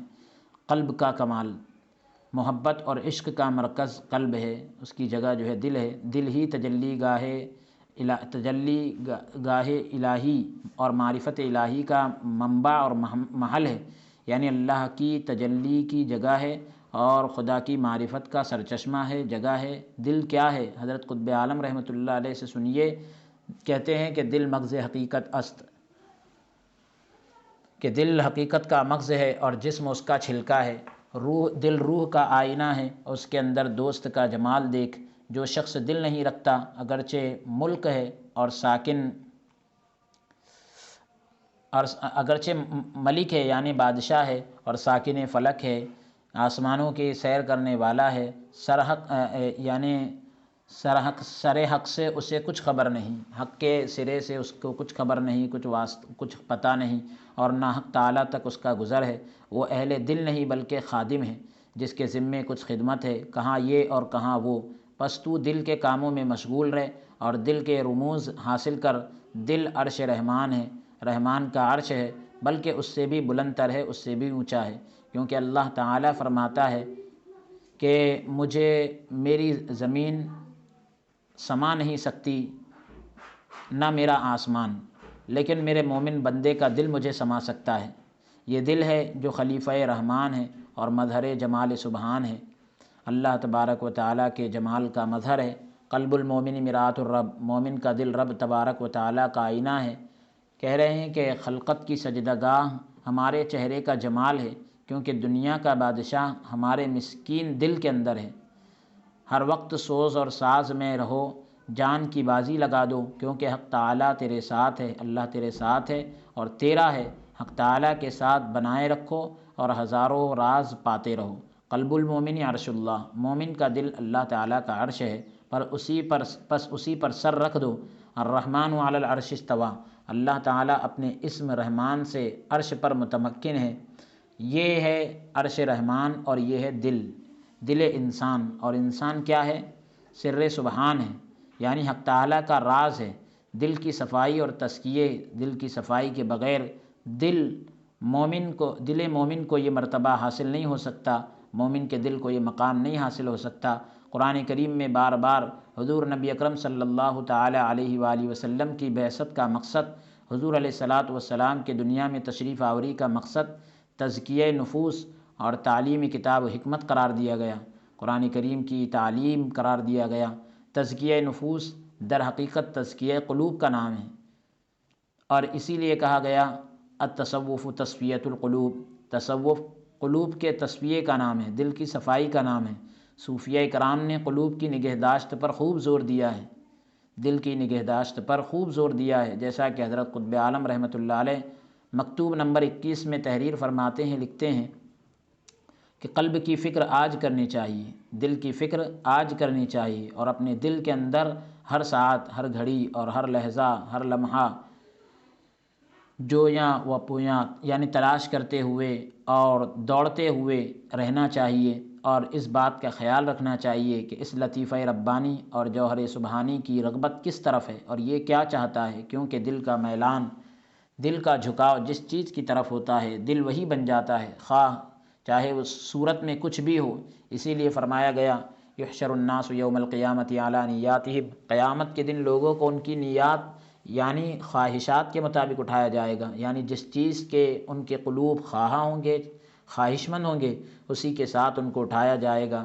بس طالب حق کو چاہیے، حق کی طلب کرنے والے کو چاہیے کہ صحن دل کو ہمیشہ، دل کے صحن کو ہمیشہ کلمہ توحید لا الہ الا اللہ وباللہ ولا سواہ کے جھاڑو سے پاک اور صاف کرے، اس سے یعنی اس کی گندگی کو صاف کرے، اور ما سوی اللہ کے خس و خاشاک کو یعنی اس کے علاوہ، اللہ کے علاوہ ہر چیز کو نکال کر باہر پھینک دے۔ دل آئینے کی مانند ہے، دل آئینے کی طرح ہے، اور آئینے کے اندر پہلی شکل جو ظاہر ہوتی ہے وہ سقال یعنی آئینے کو صیقل کرنے والا، تو اس کی شکل ہوتی ہے۔ پہلی شکل جو ظاہر ہوتی ہے وہ آئینے کو جو چمکانے والی چیز ہوتی ہے اس کی شکل میں ظاہر ہوتی ہے۔ پس سالک کو چاہیے کہ سوائے اللہ کے اس کے قلب کا سقال کوئی نہ ہو، اللہ کے علاوہ اس کے قلب کی صفائی کرنے والا اور کوئی نہ ہو۔ قلب المومن مرآۃ الرب، مومن کا قلب، مومن کا دل رب کا آئینہ ہے، اور یہ مقام حاصل کرنا چاہیے۔ کسی نے کیا خوب کہا ہے کہ اس بات سے کون سی بات زیادہ بہتر ہے کہ تو ہے، چھ حدیث است ای حدیث کہ تو ہی، اس بات سے کون سی بات زیادہ اچھی ہے کہ تو ہے، یعنی محبوب کا ہونا بڑی دولت ہے اور بڑی بات ہے۔ قلوب اخذ فیض کے لیے، دل جو ہے فیض حاصل کرنے کے لیے پیدا کیے گئے ہیں، اور یہ بات بزرگوں کی صحبت اور خصوصاً خاص طور سے اپنے شیخ سے رابطہ قلبی کے بغیر حاصل نہیں ہو سکتی، جیسا کہ حضرت قطب عالم رحمۃ اللہ علیہ تحریر فرماتے ہیں، لکھتے ہیں کہ سالک کو چاہیے کہ اپنے قلب کو، اپنے دل کو قلب شیخ کے ساتھ، شیخ کے دل کے ساتھ مراقب رکھے۔ اس سے شیخ کے قلب سے مرید کے قلب پر فیضان ہوتا ہے، کیونکہ ایک قلب کو دوسرے قلب کے ساتھ واسطہ ہوتا ہے۔ دل محض ایک گوشت کا ٹکڑا نہیں ہے، صرف ایک گوشت کا ٹکڑا نہیں ہے۔ جانور اہل دل نہیں ہوتے، ان کے اندر صرف گوشت کا ایک ٹکڑا ہے۔ دل صرف انسان رکھتا ہے، مومن رکھتا ہے اور عارف رکھتا ہے، ولی رکھتا ہے اور نبی رکھتا ہے۔ دل کا تقاضا ہے کہ حق تعالیٰ کی طرف رجوع کرنا، نہ کہ عالم خاک کی طرف۔ دل عالم خاک کی طرف جو ہے توجہ کرنا نہیں ہے، رجوع کرنا نہیں ہے۔ دل عارف ہے اور دل نور ربانی ہے۔ قالب انسانی کے اندر، قالب انسانی یعنی انسانی جو دل کا سانچہ ہوتا ہے، اس کے اندر جب مرید صادق، سچا مرید کشف اور مشاہدے کے ذریعے مقام قلب تک پہنچ جاتا ہے، جو عالم قدس یعنی عالم ملکوت ہے، تو اس وقت اپنے دل کو دل شیخ کے ساتھ مراقب کرتا ہے، شیخ کے دل کے ساتھ جو ہے اپنا تعلق جوڑتا ہے، اور شیخ کے دل کے ذریعے اسے معرفت ربانی اور اسرار سبحانی حاصل ہوتے ہیں، اللہ کی معرفت اور اللہ کے راز حاصل ہوتے ہیں۔ جیسا کہ ایک شاگرد استاد سے علم حاصل کرتا ہے، اسی طرح مرید صادق، سچا مرید شیخ کے دل سے علم حاصل کرتا ہے۔ جب مرید اپنے شیخ کا تابع فرمان ہو جاتا ہے اور جو شیخ چاہتا ہے وہی کرتا ہے، تو اس سے اسے فنا فی الشیخ کا مقام حاصل ہو جاتا ہے، اور فنا فی الشیخ کے ذریعے اسے مقام فنا فی اللہ حاصل ہو جاتا ہے۔ اور آیت وما تشاؤون الا ان یشاء اللہ، اور جو کچھ اللہ چاہتا ہے وہی تمہاری چاہت بن جاتی ہے، تو اس کی شان جلوگر ہوتی ہے، اور یہ وہ سعادت ہے، یہ وہ نیک بختی ہے جو مرید کو اپنے شیخ کے ذریعے حاصل ہوتی ہے اور اسے ولی اللہ بنا دیتی ہے۔ العلماء ورثۃ الانبیاء، علماء انبیاء کے وارث ہیں، اسی سعادت اور نعمت کا نام ہے۔ اے برادر، یہ امر واقع ہے، یہ بات ہونے والی ہے کہ جو شخص اپنے دل کو جس چیز پر لگاتا ہے اس کو حاصل کرتا ہے۔ اگر دنیا کی طرف دل لگاتا ہے تو دنیا حاصل ہوتی ہے، اگر عقبہ کی طرف یعنی آخرت کی طرف دل لگاتا ہے تو عقبہ یعنی آخرت حاصل ہوتی ہے، اگر مولا کے ساتھ دل لگاتا ہے تو مولا حاصل ہوتا ہے۔ فاتبعونی یحببکم اللہ، یعنی نبی کی اطاعت کرو اللہ کے محبوب بن جاؤ گے۔ تو اس کے اندر یہی راز ہے۔ مرید اپنے شیخ کے ساتھ کمال ارادت مندی سے اپنے جو مرید ہونے کا کمال ہے اس سے اس قدر حاضر ہو اور مراقب ہو جاتا ہے کہ حضور اور غیوب یعنی سامنے موجود ہونا اور سامنے موجود نہیں ہونا بیک وقت موجود ہو جاتے ہیں، ایک ہی وقت میں دونوں چیزیں آ جاتی ہیں، اور پردہ درمیان سے اڑ جاتا ہے، پردہ درمیان میں سے اڑ جاتا ہے۔ چنانچہ اگر مرید 1000 کوس بھی کئی دوری پر بھی شیخ سے دور ہو تو شیخ سامنے ہوتا ہے اور وہ آداب بجا لاتا ہے جیسے سامنے بیٹھا ہے، وہ آداب کے طریقے اختیار کرتا ہے جیسے سامنے ہو۔ الحمدللہ علی ذالک، کون یہ دولت حاصل کر کے بادشاہ بنتا ہے اور کون یہ بلندی حاصل کر کے مہتاب بنتا ہے، اللہ بہتر جانے۔ قلب کی پرورش کے مراحل اور پھر اس کے کمال کی انتہا کیا انتہا ہے، اس کے جو اسٹیپ بائی اسٹیپ جو ہے قلب کی پرورش کو بتلا رہے ہیں۔ حضرت قطب عالم رحمۃ اللہ علیہ درج ذیل مکتوب نمبر 61 کو دیکھیے۔ قالب یعنی جسم قلب سے پرورش پاتا ہے، دل سے پرورش پاتا ہے۔ دل ہے تو ہماری ساری سانسیں چل رہی ہے، ہمارا جسم کا نظام ہے، اور قلب اپنی صفائی کے مطابق روح سے پرورش حاصل کرتا ہے۔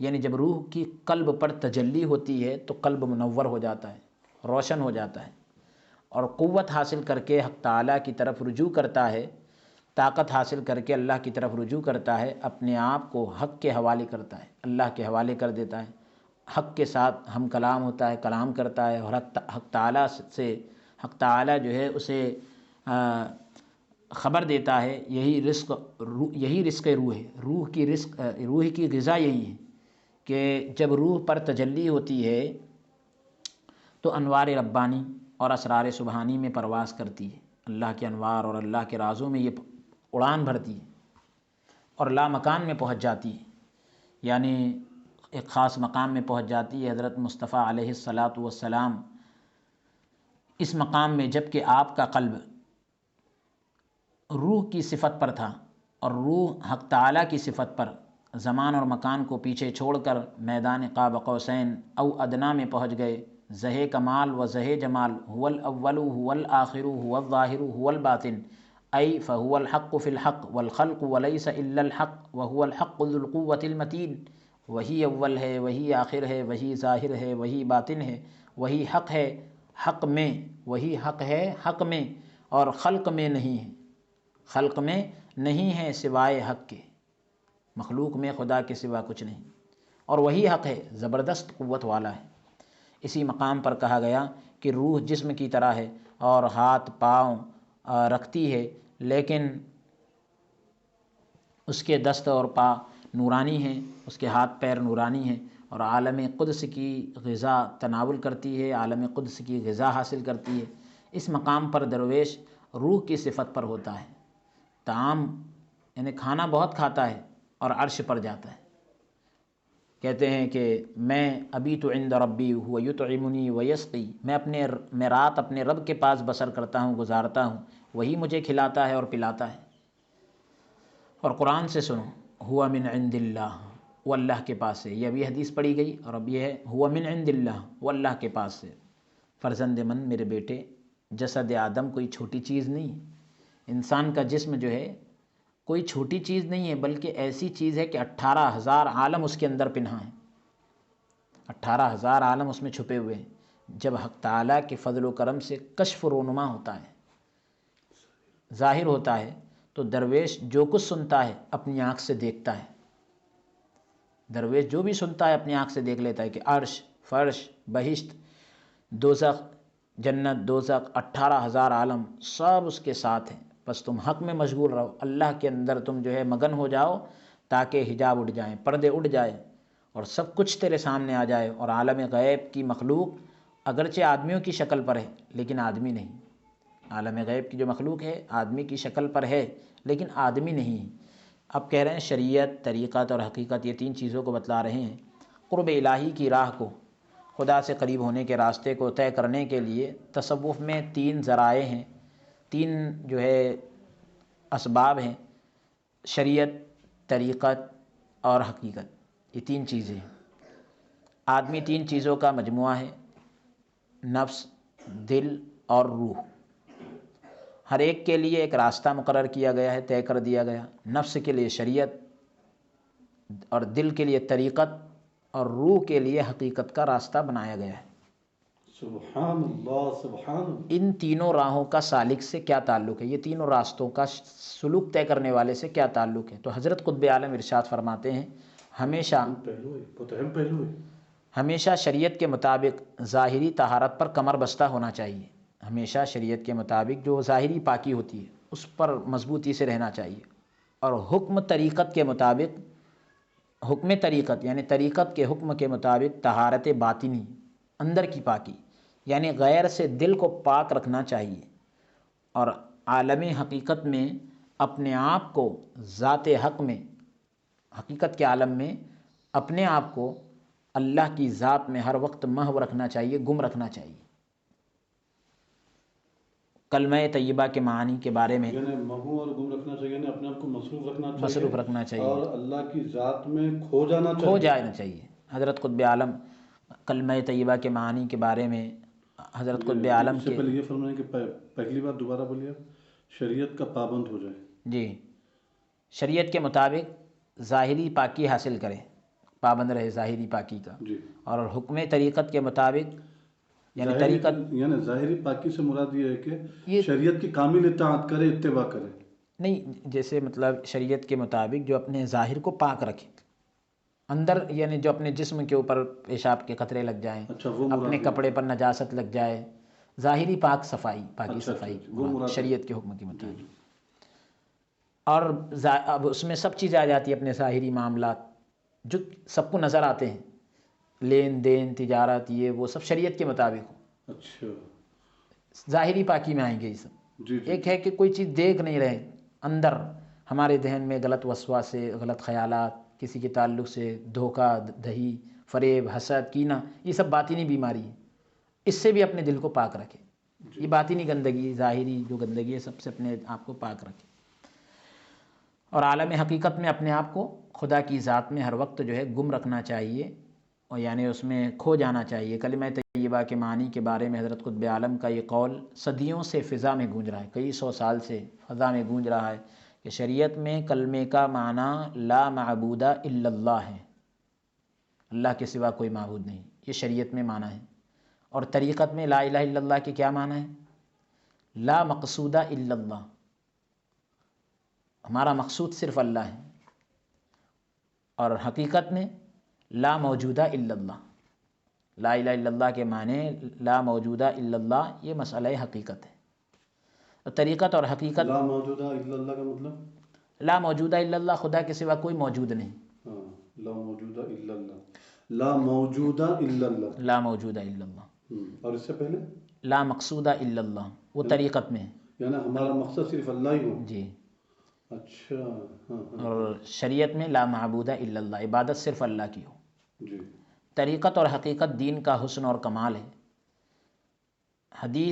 حدیث احسان پر عمل آوری کا خلاصہ مراقبہ اور مشاہدہ ہے۔ حدیث احسان آپ سن چکے ہیں کہ اللہ کی عبادت ایسی کی جائے جیسے اللہ کو دیکھ رہے ہو، نہیں تو کم سے کم یہ درجہ ہو کہ اللہ ہمیں دیکھ رہا ہو۔ تو اس پر عمل کرنا کا خلاصہ کیا ہے؟ مراقبہ اور مشاہدہ ہے۔ جب مراقبہ کرتے ہیں، اپنے شیخ کا تصور کرتے ہیں، اپنے دل کی طرف توجہ کرتے ہیں، تو یہ مراقبہ اور مشاہدہ، اللہ تبارک و تعالیٰ کا مشاہدہ کرتے ہیں، اللہ تبارک و تعالیٰ کے دیدار کی کیفیت اپنے اندر پیدا کرتے ہیں، جس کی تحقیق طریقت اور حقیقت کے اصولوں پر چلنے سے ہی حاصل ہوتی ہے۔ اگر شریعت کتاب اللہ کا ظاہر ہے تو طریقت کتاب اللہ کا باطن ہے، جیسا کہ حضرت قطب عالم رقم طراز ہے لکھتے ہیں کہ قرآن کے معنی ہر شخص اپنے مقام اور مرتبے کے مطابق سمجھ سکتا ہے۔ اہل ظاہر قرآن کے ظاہری معنوں میں رہ گئے ہیں، چنانچہ احکام شرع اور مجتہدین کا اجتہاد سب کچھ قرآن کے ظاہری معنی سے تعلق رکھتا ہے جو بحر بے قرار ہیں، یعنی ایک سمندر ہے، اور قرآن کے باطنی اسرار اور رموز کے محرم صرف انبیاء اور اولیاء ہیں، یعنی اس کے جو رازدار ہیں، راز رکھنے والے ہیں، وہ صرف انبیاء اور اولیاء ہیں، جیسا کہ حضرت مصطفیٰ علیہ السلام نے فرمایا ان للقرآن ظہرا و باطنا، کہ قرآن کے ایک ظاہری معنی ہے اور ایک باطنی معنی ہے، پھر اس باطنی معنی کا بھی باطن ہے 7 باطنوں تک۔ علماء ظاہر کی قرآن کے باطنی معانی تک رسائی نہیں ہوئی اور تعویل میں مشغول ہو گئے اور سلامتی سے نکل گئے۔ ظاہر قرآن شریعت ہے اور اس کا باطن حقیقت ہے۔ شریعت کا تعلق خلق سے ہے اور حقیقت کا تعلق حق سے ہے۔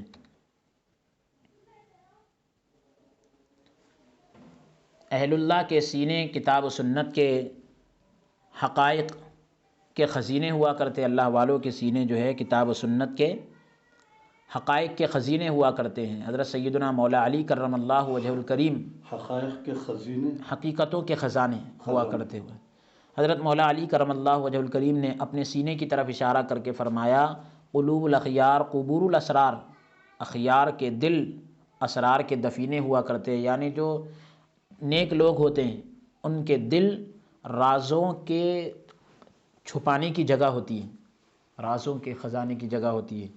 حدیث شریف کے مطابق ان للقرآن ظہرا و بطنا، بے شک قرآن کا ایک ظاہر اور ایک باطن ہوتا ہے۔ تو حضرت قطب عالم کی نگاہ باطن پر کیسی گہری تھی، باطن قرآن پر کیسی گہری تھی، ایک مثال ملاحظہ فرمائے۔ اللہ تعالیٰ کا ارشاد ہے وَمَن يَخْرُجْ مِن بَيْتِهِ مُهَاجِرًا إِلَى اللَّهِ وَرَسُولِهِ ثُمَّ يُدْرِكْهُ الْمَوْتُ فَقَدْ وَقَعَ أَجْرُهُ عَلَى اللَّهِ۔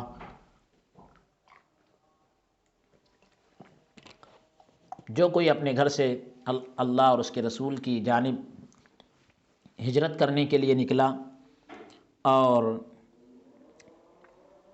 پھر اسے موت آ پکڑے تو اس کا اجر اللہ کے پاس ثابت ہو گیا۔ جاننا چاہیے کہ جو شخص اپنے خانہ بشریت سے ہجرت کر کے، اپنے انسانی خانے سے جو ہے ہجرت کر کے شہر احدیت کی جانب سفر کرتا ہے، اللہ تبارک و تعالیٰ کی وحدانیت کی طرف کے شہر کی طرف سفر کرتا ہے اور حضرت صمدیت اللہ کی ذات کا مشتاق ہوتا ہے، اور بھی ابھی وہ راستے میں ہوتا ہے اور بارگاہ معلیٰ تک پہنچنے میں ہزاروں منازل باقی ہیں، کہ ہزاروں منزل ابھی باقی ہے کہ مقام فناء و عدم پیش آ جاتا ہے اور محظوظات بشریہ و طبعیہ سے باہر نکل جاتا ہے، انسانی طبیعت سے جو ہے وہ باہر نکل جاتا ہے اور دوست کی طرف حیران و پریشان اور جمال حبیب کی پیاس دل میں لیے جا رہا ہے۔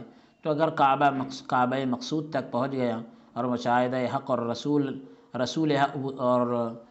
حق وصول حق میسر ہو گیا، اللہ تک اس کی رسائی حاصل ہو گئی، رسول حق میسر ہو گیا، حق تک رسائی حاصل ہو گئی، تو فقد وصل الحبیب، تو دوست سے جا ملا۔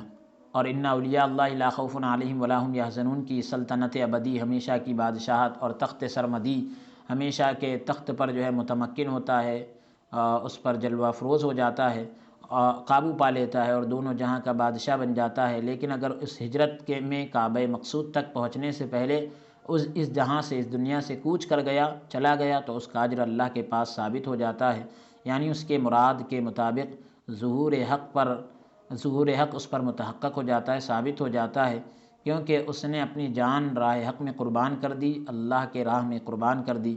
اہل حق اپنی اس تفسیر میں شریعت کے حدود سے تجاوز نہیں کرتے، آگے نہیں بڑھتے۔ قرآن حکیم میں اہل ایمان کو گھروں میں داخل ہونے کے باوجود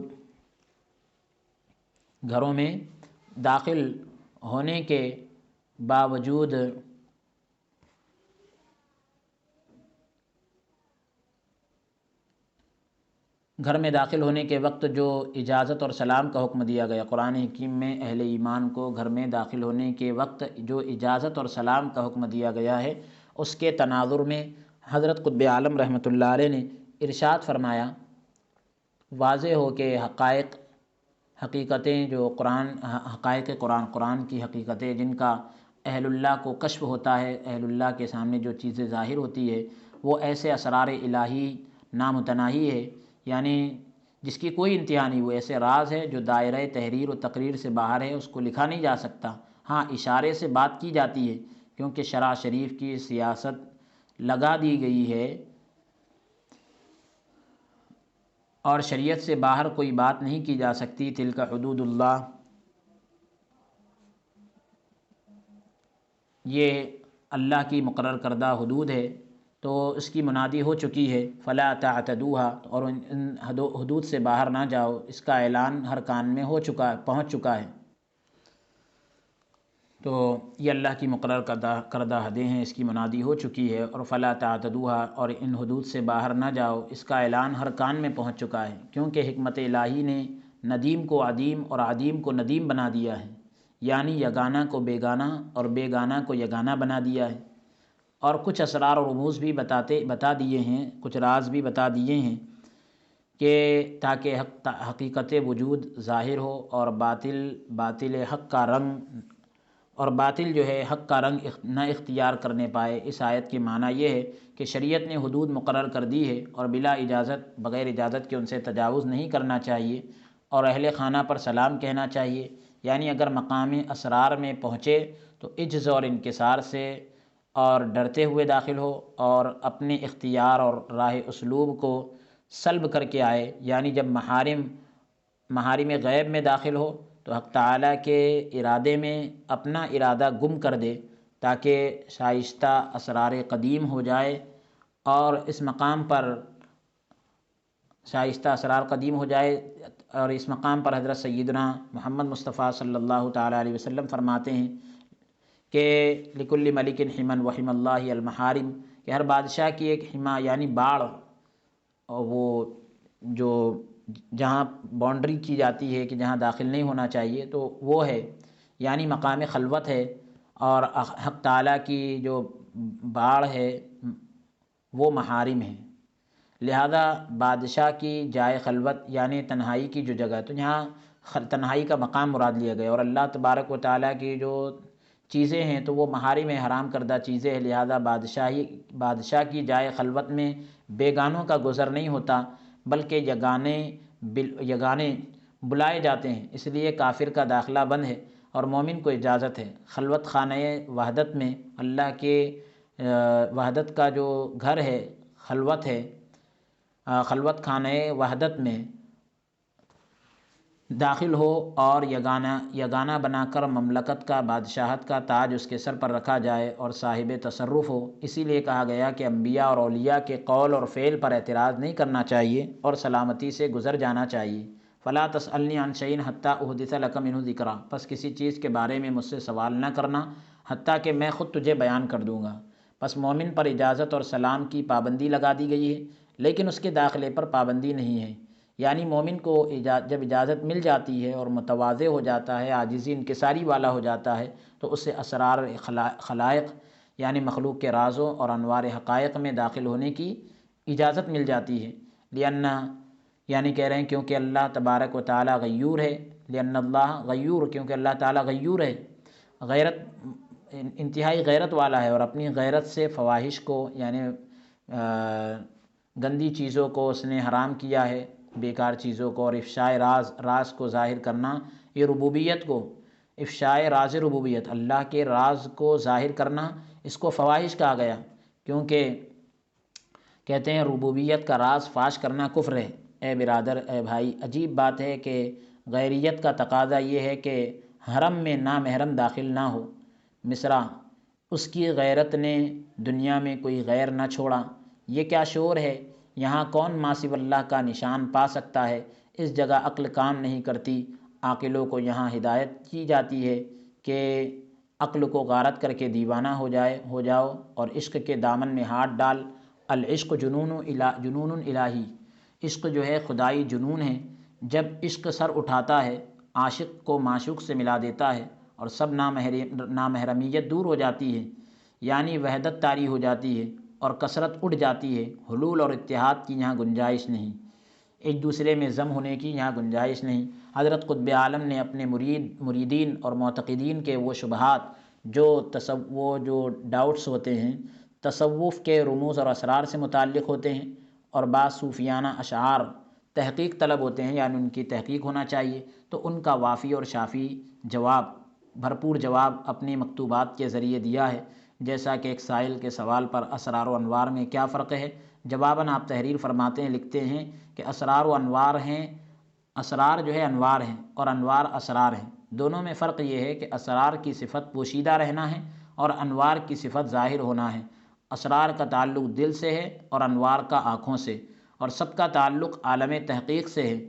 ہاں تحقیق نہ ہو یعنی حقیقت تک رسائی نہ ہو تو اسرار اشرار ہیں اور انوار ظلمات تاریکی ہے۔ ذاکا کہتے ہیں کہ یہ ابلیس کی جائے خوشی ہے، خوشی کا مقام ہے، فتویٰ شرع ہے، پس ہوش سے کام لو، اپنے کام میں مستقیم رہو، جمے رہو، اور شریعت میں مستقل رہو۔ اگر شرع میں استقلال ہے، شریعت میں اگر استقلال ہے اور کام کرتے رہو گے تو انوار انوار ہوں گے اور اسرار اسرار۔ وحدت الوجود علم تصوف کا اصل موضوع توحید ہے۔ عارفین اپنی ہمت کے مطابق توحید کے عرفان میں مختلف درجات کے حامل ہیں۔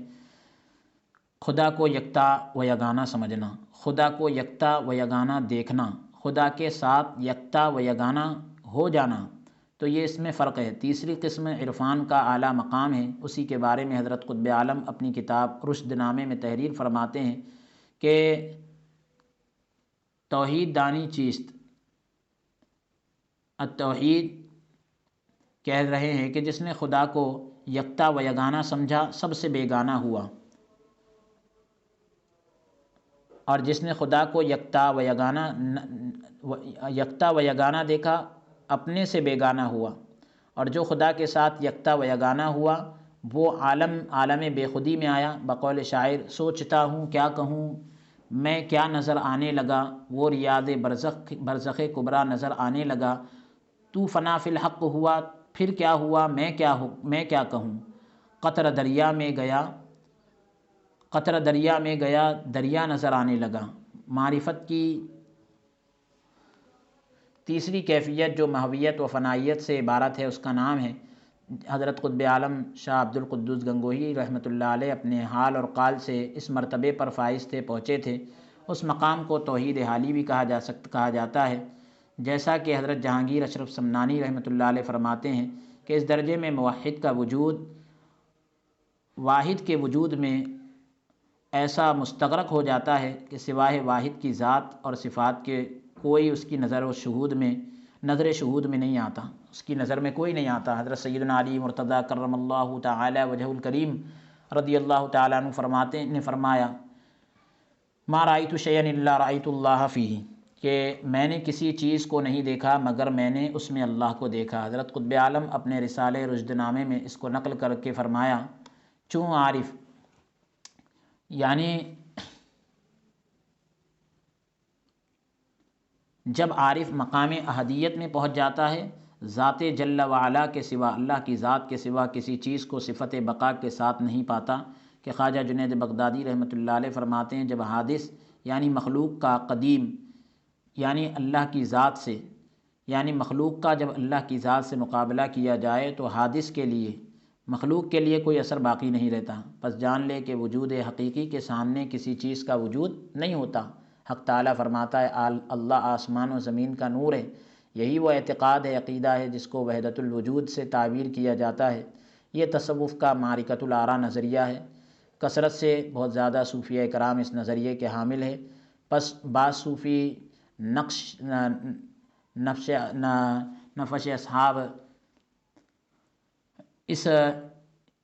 نفس اصحاب اس غلط فہمی میں مبتلا رہے کہ حضرت شیخ ابن عربی رحمۃ اللہ علیہ کے غیر شرع نظریہ وحدت الوجود کے بالمقابل حضرت مجدد الفسانی رحمۃ اللہ علیہ نے نظریہ وحدت الشہود پیش کیا ہے جو شرع کے مطابق ہے۔ وہ نہیں جانتے کہ خود حضرت مجدد الفسانی رحمۃ اللہ علیہ نے وحدت الشہود کے ساتھ وحدت الوجود کو بھی صحیح قرار دیا، اگرچہ آپ نے ابتدائے حال میں وحدت الوجود کا انکار کیا، لیکن آپ بالآخر مزید انکشافات کی بنا پر وحدت الوجود کے قائل ہو گئے تھے، جیسا کہ حضرت مجدد الفسانی شیخ احمد سرہندی رحمۃ اللہ علیہ مکتوب نمبر 43 دفتر اول بنام شیخ فرید الدین میں تحریر فرماتے ہیں، لکھتے ہیں کہ توحید شہودی کو ایک کو دیکھنا ہے، یعنی ایک کے سوا سالک کو کچھ مشہود نہیں ہوتا، اور توحید وجودی ایک موجود کو جاننا ہے اور اس کے غیر کو نابود سمجھنا ہے۔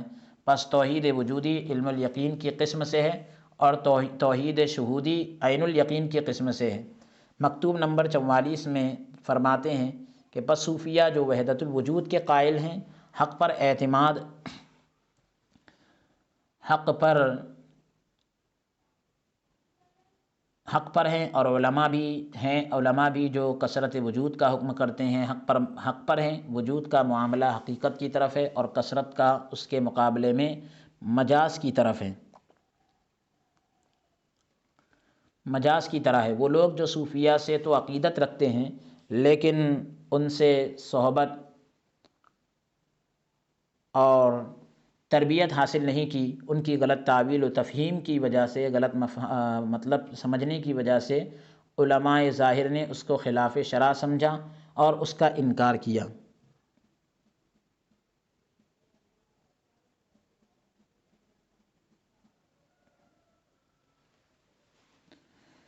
اس مسئلے میں صوفیہ کے نظریے کا خلاصہ یہ ہے کہ عبد اور رب کے درمیان باعتبار وجود عینیت حقیقی پائی جاتی ہے اور باعتبار ذات غیریت حقیقی واقع ہے۔ نہ من کل الوجوہ خالق اور مخلوق میں عینیت ثابت ہے نہ غیریت۔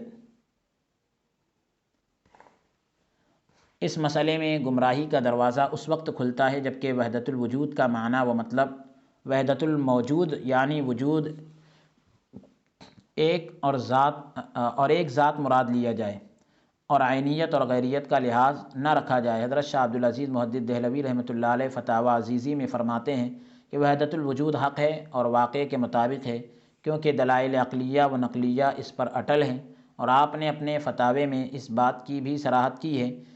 عقائد کی کتابوں میں اس مسئلے کا بیان اس کی دقت اور باریکی کی بنا پر ممنوع ہے، اور دوسری وجہ یہ ہے کہ یہ مسئلہ اسرار سے تعلق رکھتا ہے، شریعت اور دین اس مسئلے کے جاننے پر موقوف نہیں ہے۔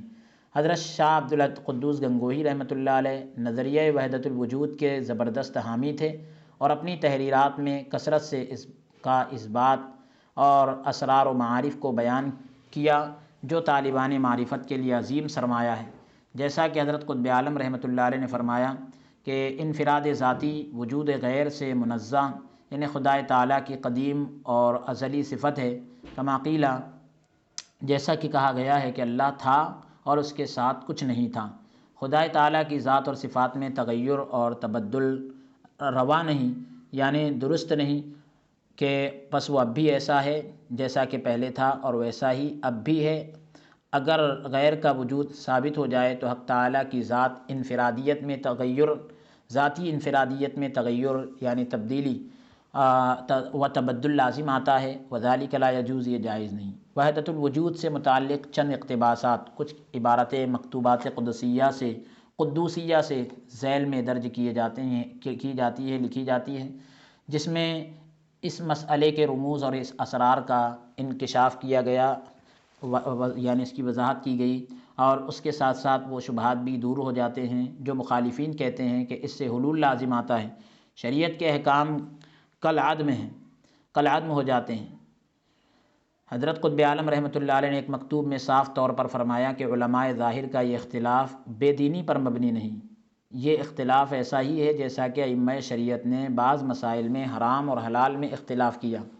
اختلاف امتی رحمت، حضرت قطب عالم رحمۃ اللہ علیہ کا مکتوب نمبر 152 ملاحظہ کیجئے کہ اے برادر اہل اسلام جو سنی اور اہل حق ہے، ہم ہمیشہ انبیاء علیہم السلام کی شرع کا اتباع کرتے ہیں اور شریعت سے تجاوز ہرگز روا نہیں رکھتے، درست نہیں رکھتے کہ شریعت سے آگے بڑھے۔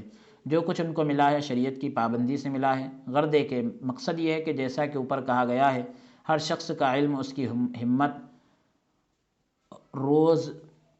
روز دین کے مطابق ہے، یعنی ہر شخص کا ایمان اس کے علم کے مطابق ہوتا ہے۔ فرق یہ ہے کہ ایک شخص قاصر ہے اور دوسرا کامل، ایک کوتا ہے اور دوسرا جو ہے کامل ہے۔ تو علماء ظاہر حس اور عقل کے مرتبے تک پہنچتے ہیں اور احکام شرع میں حس اور عقل کے مطابق ادا کرتے ہیں، اور علم ظاہری میں ساری عمر صرف کر دیتے ہیں، لگا دیتے ہیں۔ انہوں نے شریعت کی تعویل اپنے فہم و اپنی سمجھ اور عقل کے مطابق کی ہے۔ ہر شخص کی نجات اور فلاح کامیابی کا دار و مدار شریعت ہے، اور حدیث کے مطابق علماء کا اختلاف رحمت ہے۔ یہ حضرات اس جہاں، اس دنیا اور اس جہاں یعنی آخرت کی فکر میں زندگی گزار دیتے ہیں، اور اپنے آپ کو اور خدا تعالیٰ کو دو الگ وجود سمجھتے ہیں۔ خدا کو غیب سمجھتے ہیں اور اپنے آپ کو شاہد یعنی حاضر، یعنی غیب اور حاضر کے راز سے بے خبر ہے۔ لیکن جن حضرات کو یہ راز معلوم ہے وہ شاہد غیب دونوں کو وجود حق سمجھتے ہیں، اور آیت پاک وَهُوَ اللَّهُ فِي السَّمَاوَاتِ وَفِي الْأَرْضِ، آسمانوں اور زمین میں اللہ ہی ہے، اللہ ہے، اس سے ظاہر ہے۔ فرشتہ غیب ہے لیکن تعین رکھتا ہے، اور تکڑ ظاہر نہیں کرتا۔ حق تعالی غیب ہے اور تعینات اور تکڑات سے یعنی اللہ تبارک و تعالی متعین کرنے سے منزہ ہے، اور اپنے ساتھ کوئی ثانی نہیں رکھتا۔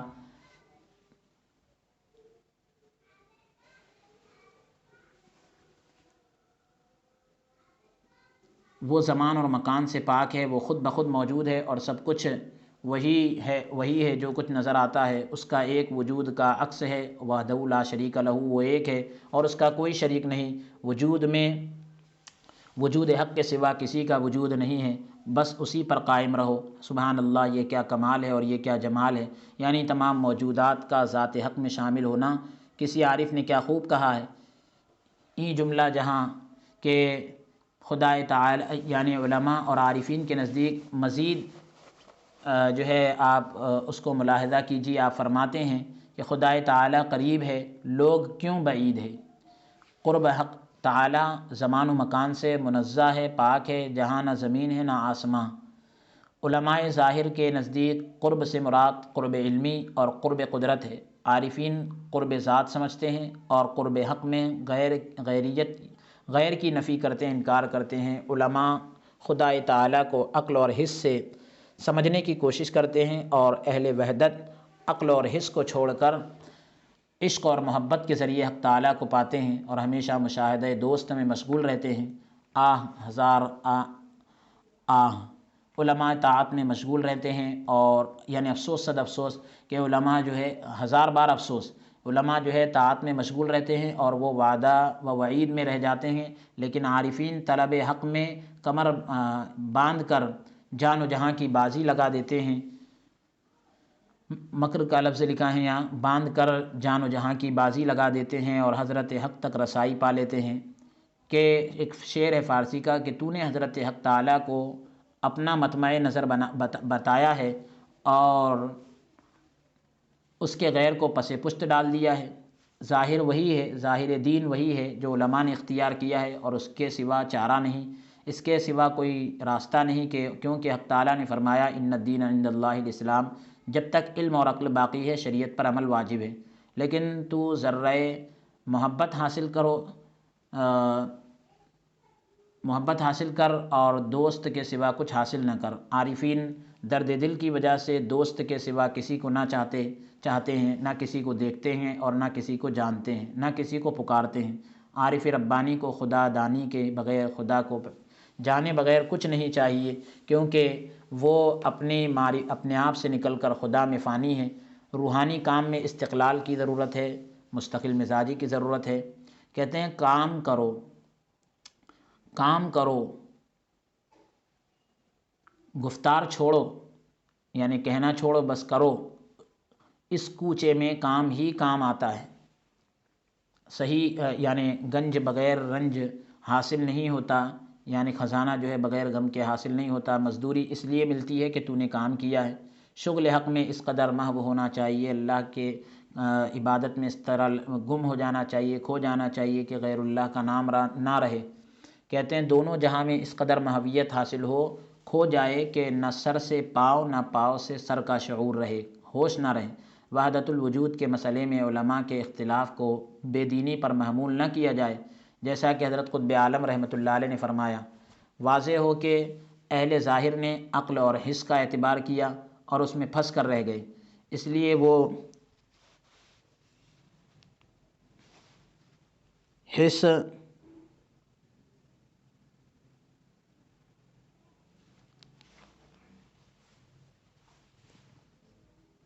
اور عقل کی روح سے حقائق الاشیاء کو ثابت کہتے ہیں، چیزوں کی حقیقت کو ثابت مانتے ہیں۔ لا شک فیہ، اس میں کوئی شک نہیں کہ اشیاء صرف مرتبہ حس و عقل میں ثابت ہیں، اور یہ مرتبہ تحقیق اور ایجاد حق سبحانہ و تعالی ہے۔ هو اللہ الخالق البارئ المصور، وہ اللہ ہے جو اللہ ہے خالق، موحد اور مصور۔ پس اس مقام پر جو شخص ثبوت اشیاء کا منکر ہے، چیزوں کے ثبوت کا منکر ہے، وہ حق تعالیٰ کو نہیں جانتا اور شریعت کا تارک، شریعت کو چھوڑنے والا ہے، اور بے دین ہے اور نور ایمان سے بے بہرا ہے۔ کہتے ہیں اس راستے کی ہیبت مشکل امر ہے، اور اس وجہ سے دو وجود مان کر سینکڑوں کے دل خون ہو گئے ہیں۔ پس ہر شخص کے لیے اس کے علم کے مطابق دین ہے۔ عارفین مرتبہ حس اور عقل سے بلند، یعنی اس سے آگے نکل کر مرتبہ علم الیقین اور علم الیقین اور مشاہدے تک پہنچ گئے ہیں، جہاں سوائے حق تعالیٰ کے اللہ کے سوا کے کچھ نہیں دیکھتے اور اس میں شک اور شبہ کی کوئی گنجائش نہیں۔ کہتے ہیں کہ کیونکہ مرتبہ ذات میں سوائے ذات واحد کے اللہ کی ذات کے کوئی نہیں، وہی اللہ یکتا قہار ہے اور جس کے سامنے سب کچھ فنا ہے، جیسے سورج کی روشنی میں ستارے۔ کیونکہ مرتبہ ذات میں صرف وجود حق ہے، اول یعنی کہتے ہیں کہ جس چیز پر نظر ڈالی تیرے سوا کچھ نظر نہ آیا، اول بھی وہی ہے، ظاہر بھی وہی ہے، باطن بھی وہی ہے۔ جس چیز پر نظر ڈالی تیرے سوا کچھ نظر نہ آیا، تیرے سوا کوئی موجود ہو یہ کس طرح ہو سکتا ہے؟ اور یہی وہ مسئلہ ہے جس میں علماء کا اختلاف ہے، اور اختلاف علماء کا اختلاف رحمت ہے، اور یہ جو اختلاف ہے علم اور عقل کی کمی کی وجہ سے، نہ کہ بے دینی کی وجہ سے۔ بے دینی یہ ہے کہ دین کے خلاف کوئی بات کہی جائے، لیکن یہ بات نہیں۔ وحدت الوجود کا مطلب یہ نہیں کہ بندہ یا عالم کے کسی عنصر پر خدا کا اطلاق ہوتا ہے، کسی جز پر خدا کا لفظ بولا جائے، جیسا کہ فرماتے ہیں سبحان اللہ۔ یہ کیا ذوق ہے اور یہ کیا شوق ہے؟ یہ خاک کا پتلا کون و مکان سے گزر کر، یہ مٹی کا انسان کون و مکان سے گزر کر حق کے ساتھ، خدا کے ساتھ پیوست ہو جاتا ہے، جڑ جاتا ہے۔ اس میں شک نہیں کہ بندہ خدا نہیں بن جاتا، لیکن ایسے مقام پر پہنچ جاتا ہے کہ اس کا بندہ ہونا ختم ہو جاتا ہے۔ جب قطرہ دریا میں غرق ہوتا ہے تو اس کے دونوں جہاں سوائے خدا کے گم ہو جاتے ہیں، یعنی خدا کے علاوہ ساری چیزیں گم ہو جاتی ہیں۔ حضرت قطب عالم نے مزید وضاحت کے ساتھ فرمایا کہ فنا و بقا میں بندہ اس مقام پر پہنچ جاتا ہے کہ اس سے اپنی خبر نہیں ہوتی، اور نہ دوئی ہوتی ہے نہ کوئی انتہا۔ فنا اور بقا یہ صوفیہ کرام کی ایک اصطلاح ہے کہ ایک ہوتا ہے کہ یعنی بندہ فانی ہو کر جو ہے باقی ہو جاتا ہے، یعنی اپنے آپ کو فنا کر کے ہمیشہ کے لیے باقی رہ جاتا ہے۔ تو کہتے ہیں کہ بس بندہ ہے اور حق ہے، تو جان لے کہ یہ اللہ اور اس کے بندے کے درمیان راز ہے۔ حدیث قدسی میں آتا ہے کہ انسان، یعنی اللہ رب العالمین کہہ رہا ہے انسان میرا راز ہے اور میں اس کا راز ہوں۔ مختصر یہ کہ حضرت قطب عالم شیخ عبدالقدوس گنگوہی علیہ الرحمہ کی تحریر حقائق اور معارف لدنی اور اسرار و رموز سے ہے، اور لبریز ہے، مالا مال ہے، اور ان میں حد درجہ ذوق اور شوق، سوز و گداز، آہ و بکا، نالہ فریاد کی کیفیت پائی جاتی ہے، اور ان میں اکثر اسرار و رموز کا اظہار آپ کے بلند خلفاء اور مریدین کے سوالات کے جوابات میں کیا گیا ہے۔ جبکہ یہ رموز عام سطح سے زیادہ بلند ہیں، لیکن متلاشیان راہ حق کے لیے، حق کے راستے کے تلاش کرنے والوں کے لیے مشعل راہ کا کام دیتے ہیں، راستے میں روشنی کا کام دیتے ہیں۔ الحمدللہ یہ کتاب مکمل ہوئی۔ وصلی اللہ تعالی علی خیر خلقی سیدنا محمد وعلی آلہ واصحابہ اجمعین۔ حوالوں کو جو ہے آپ ملاحظہ فرما لیں۔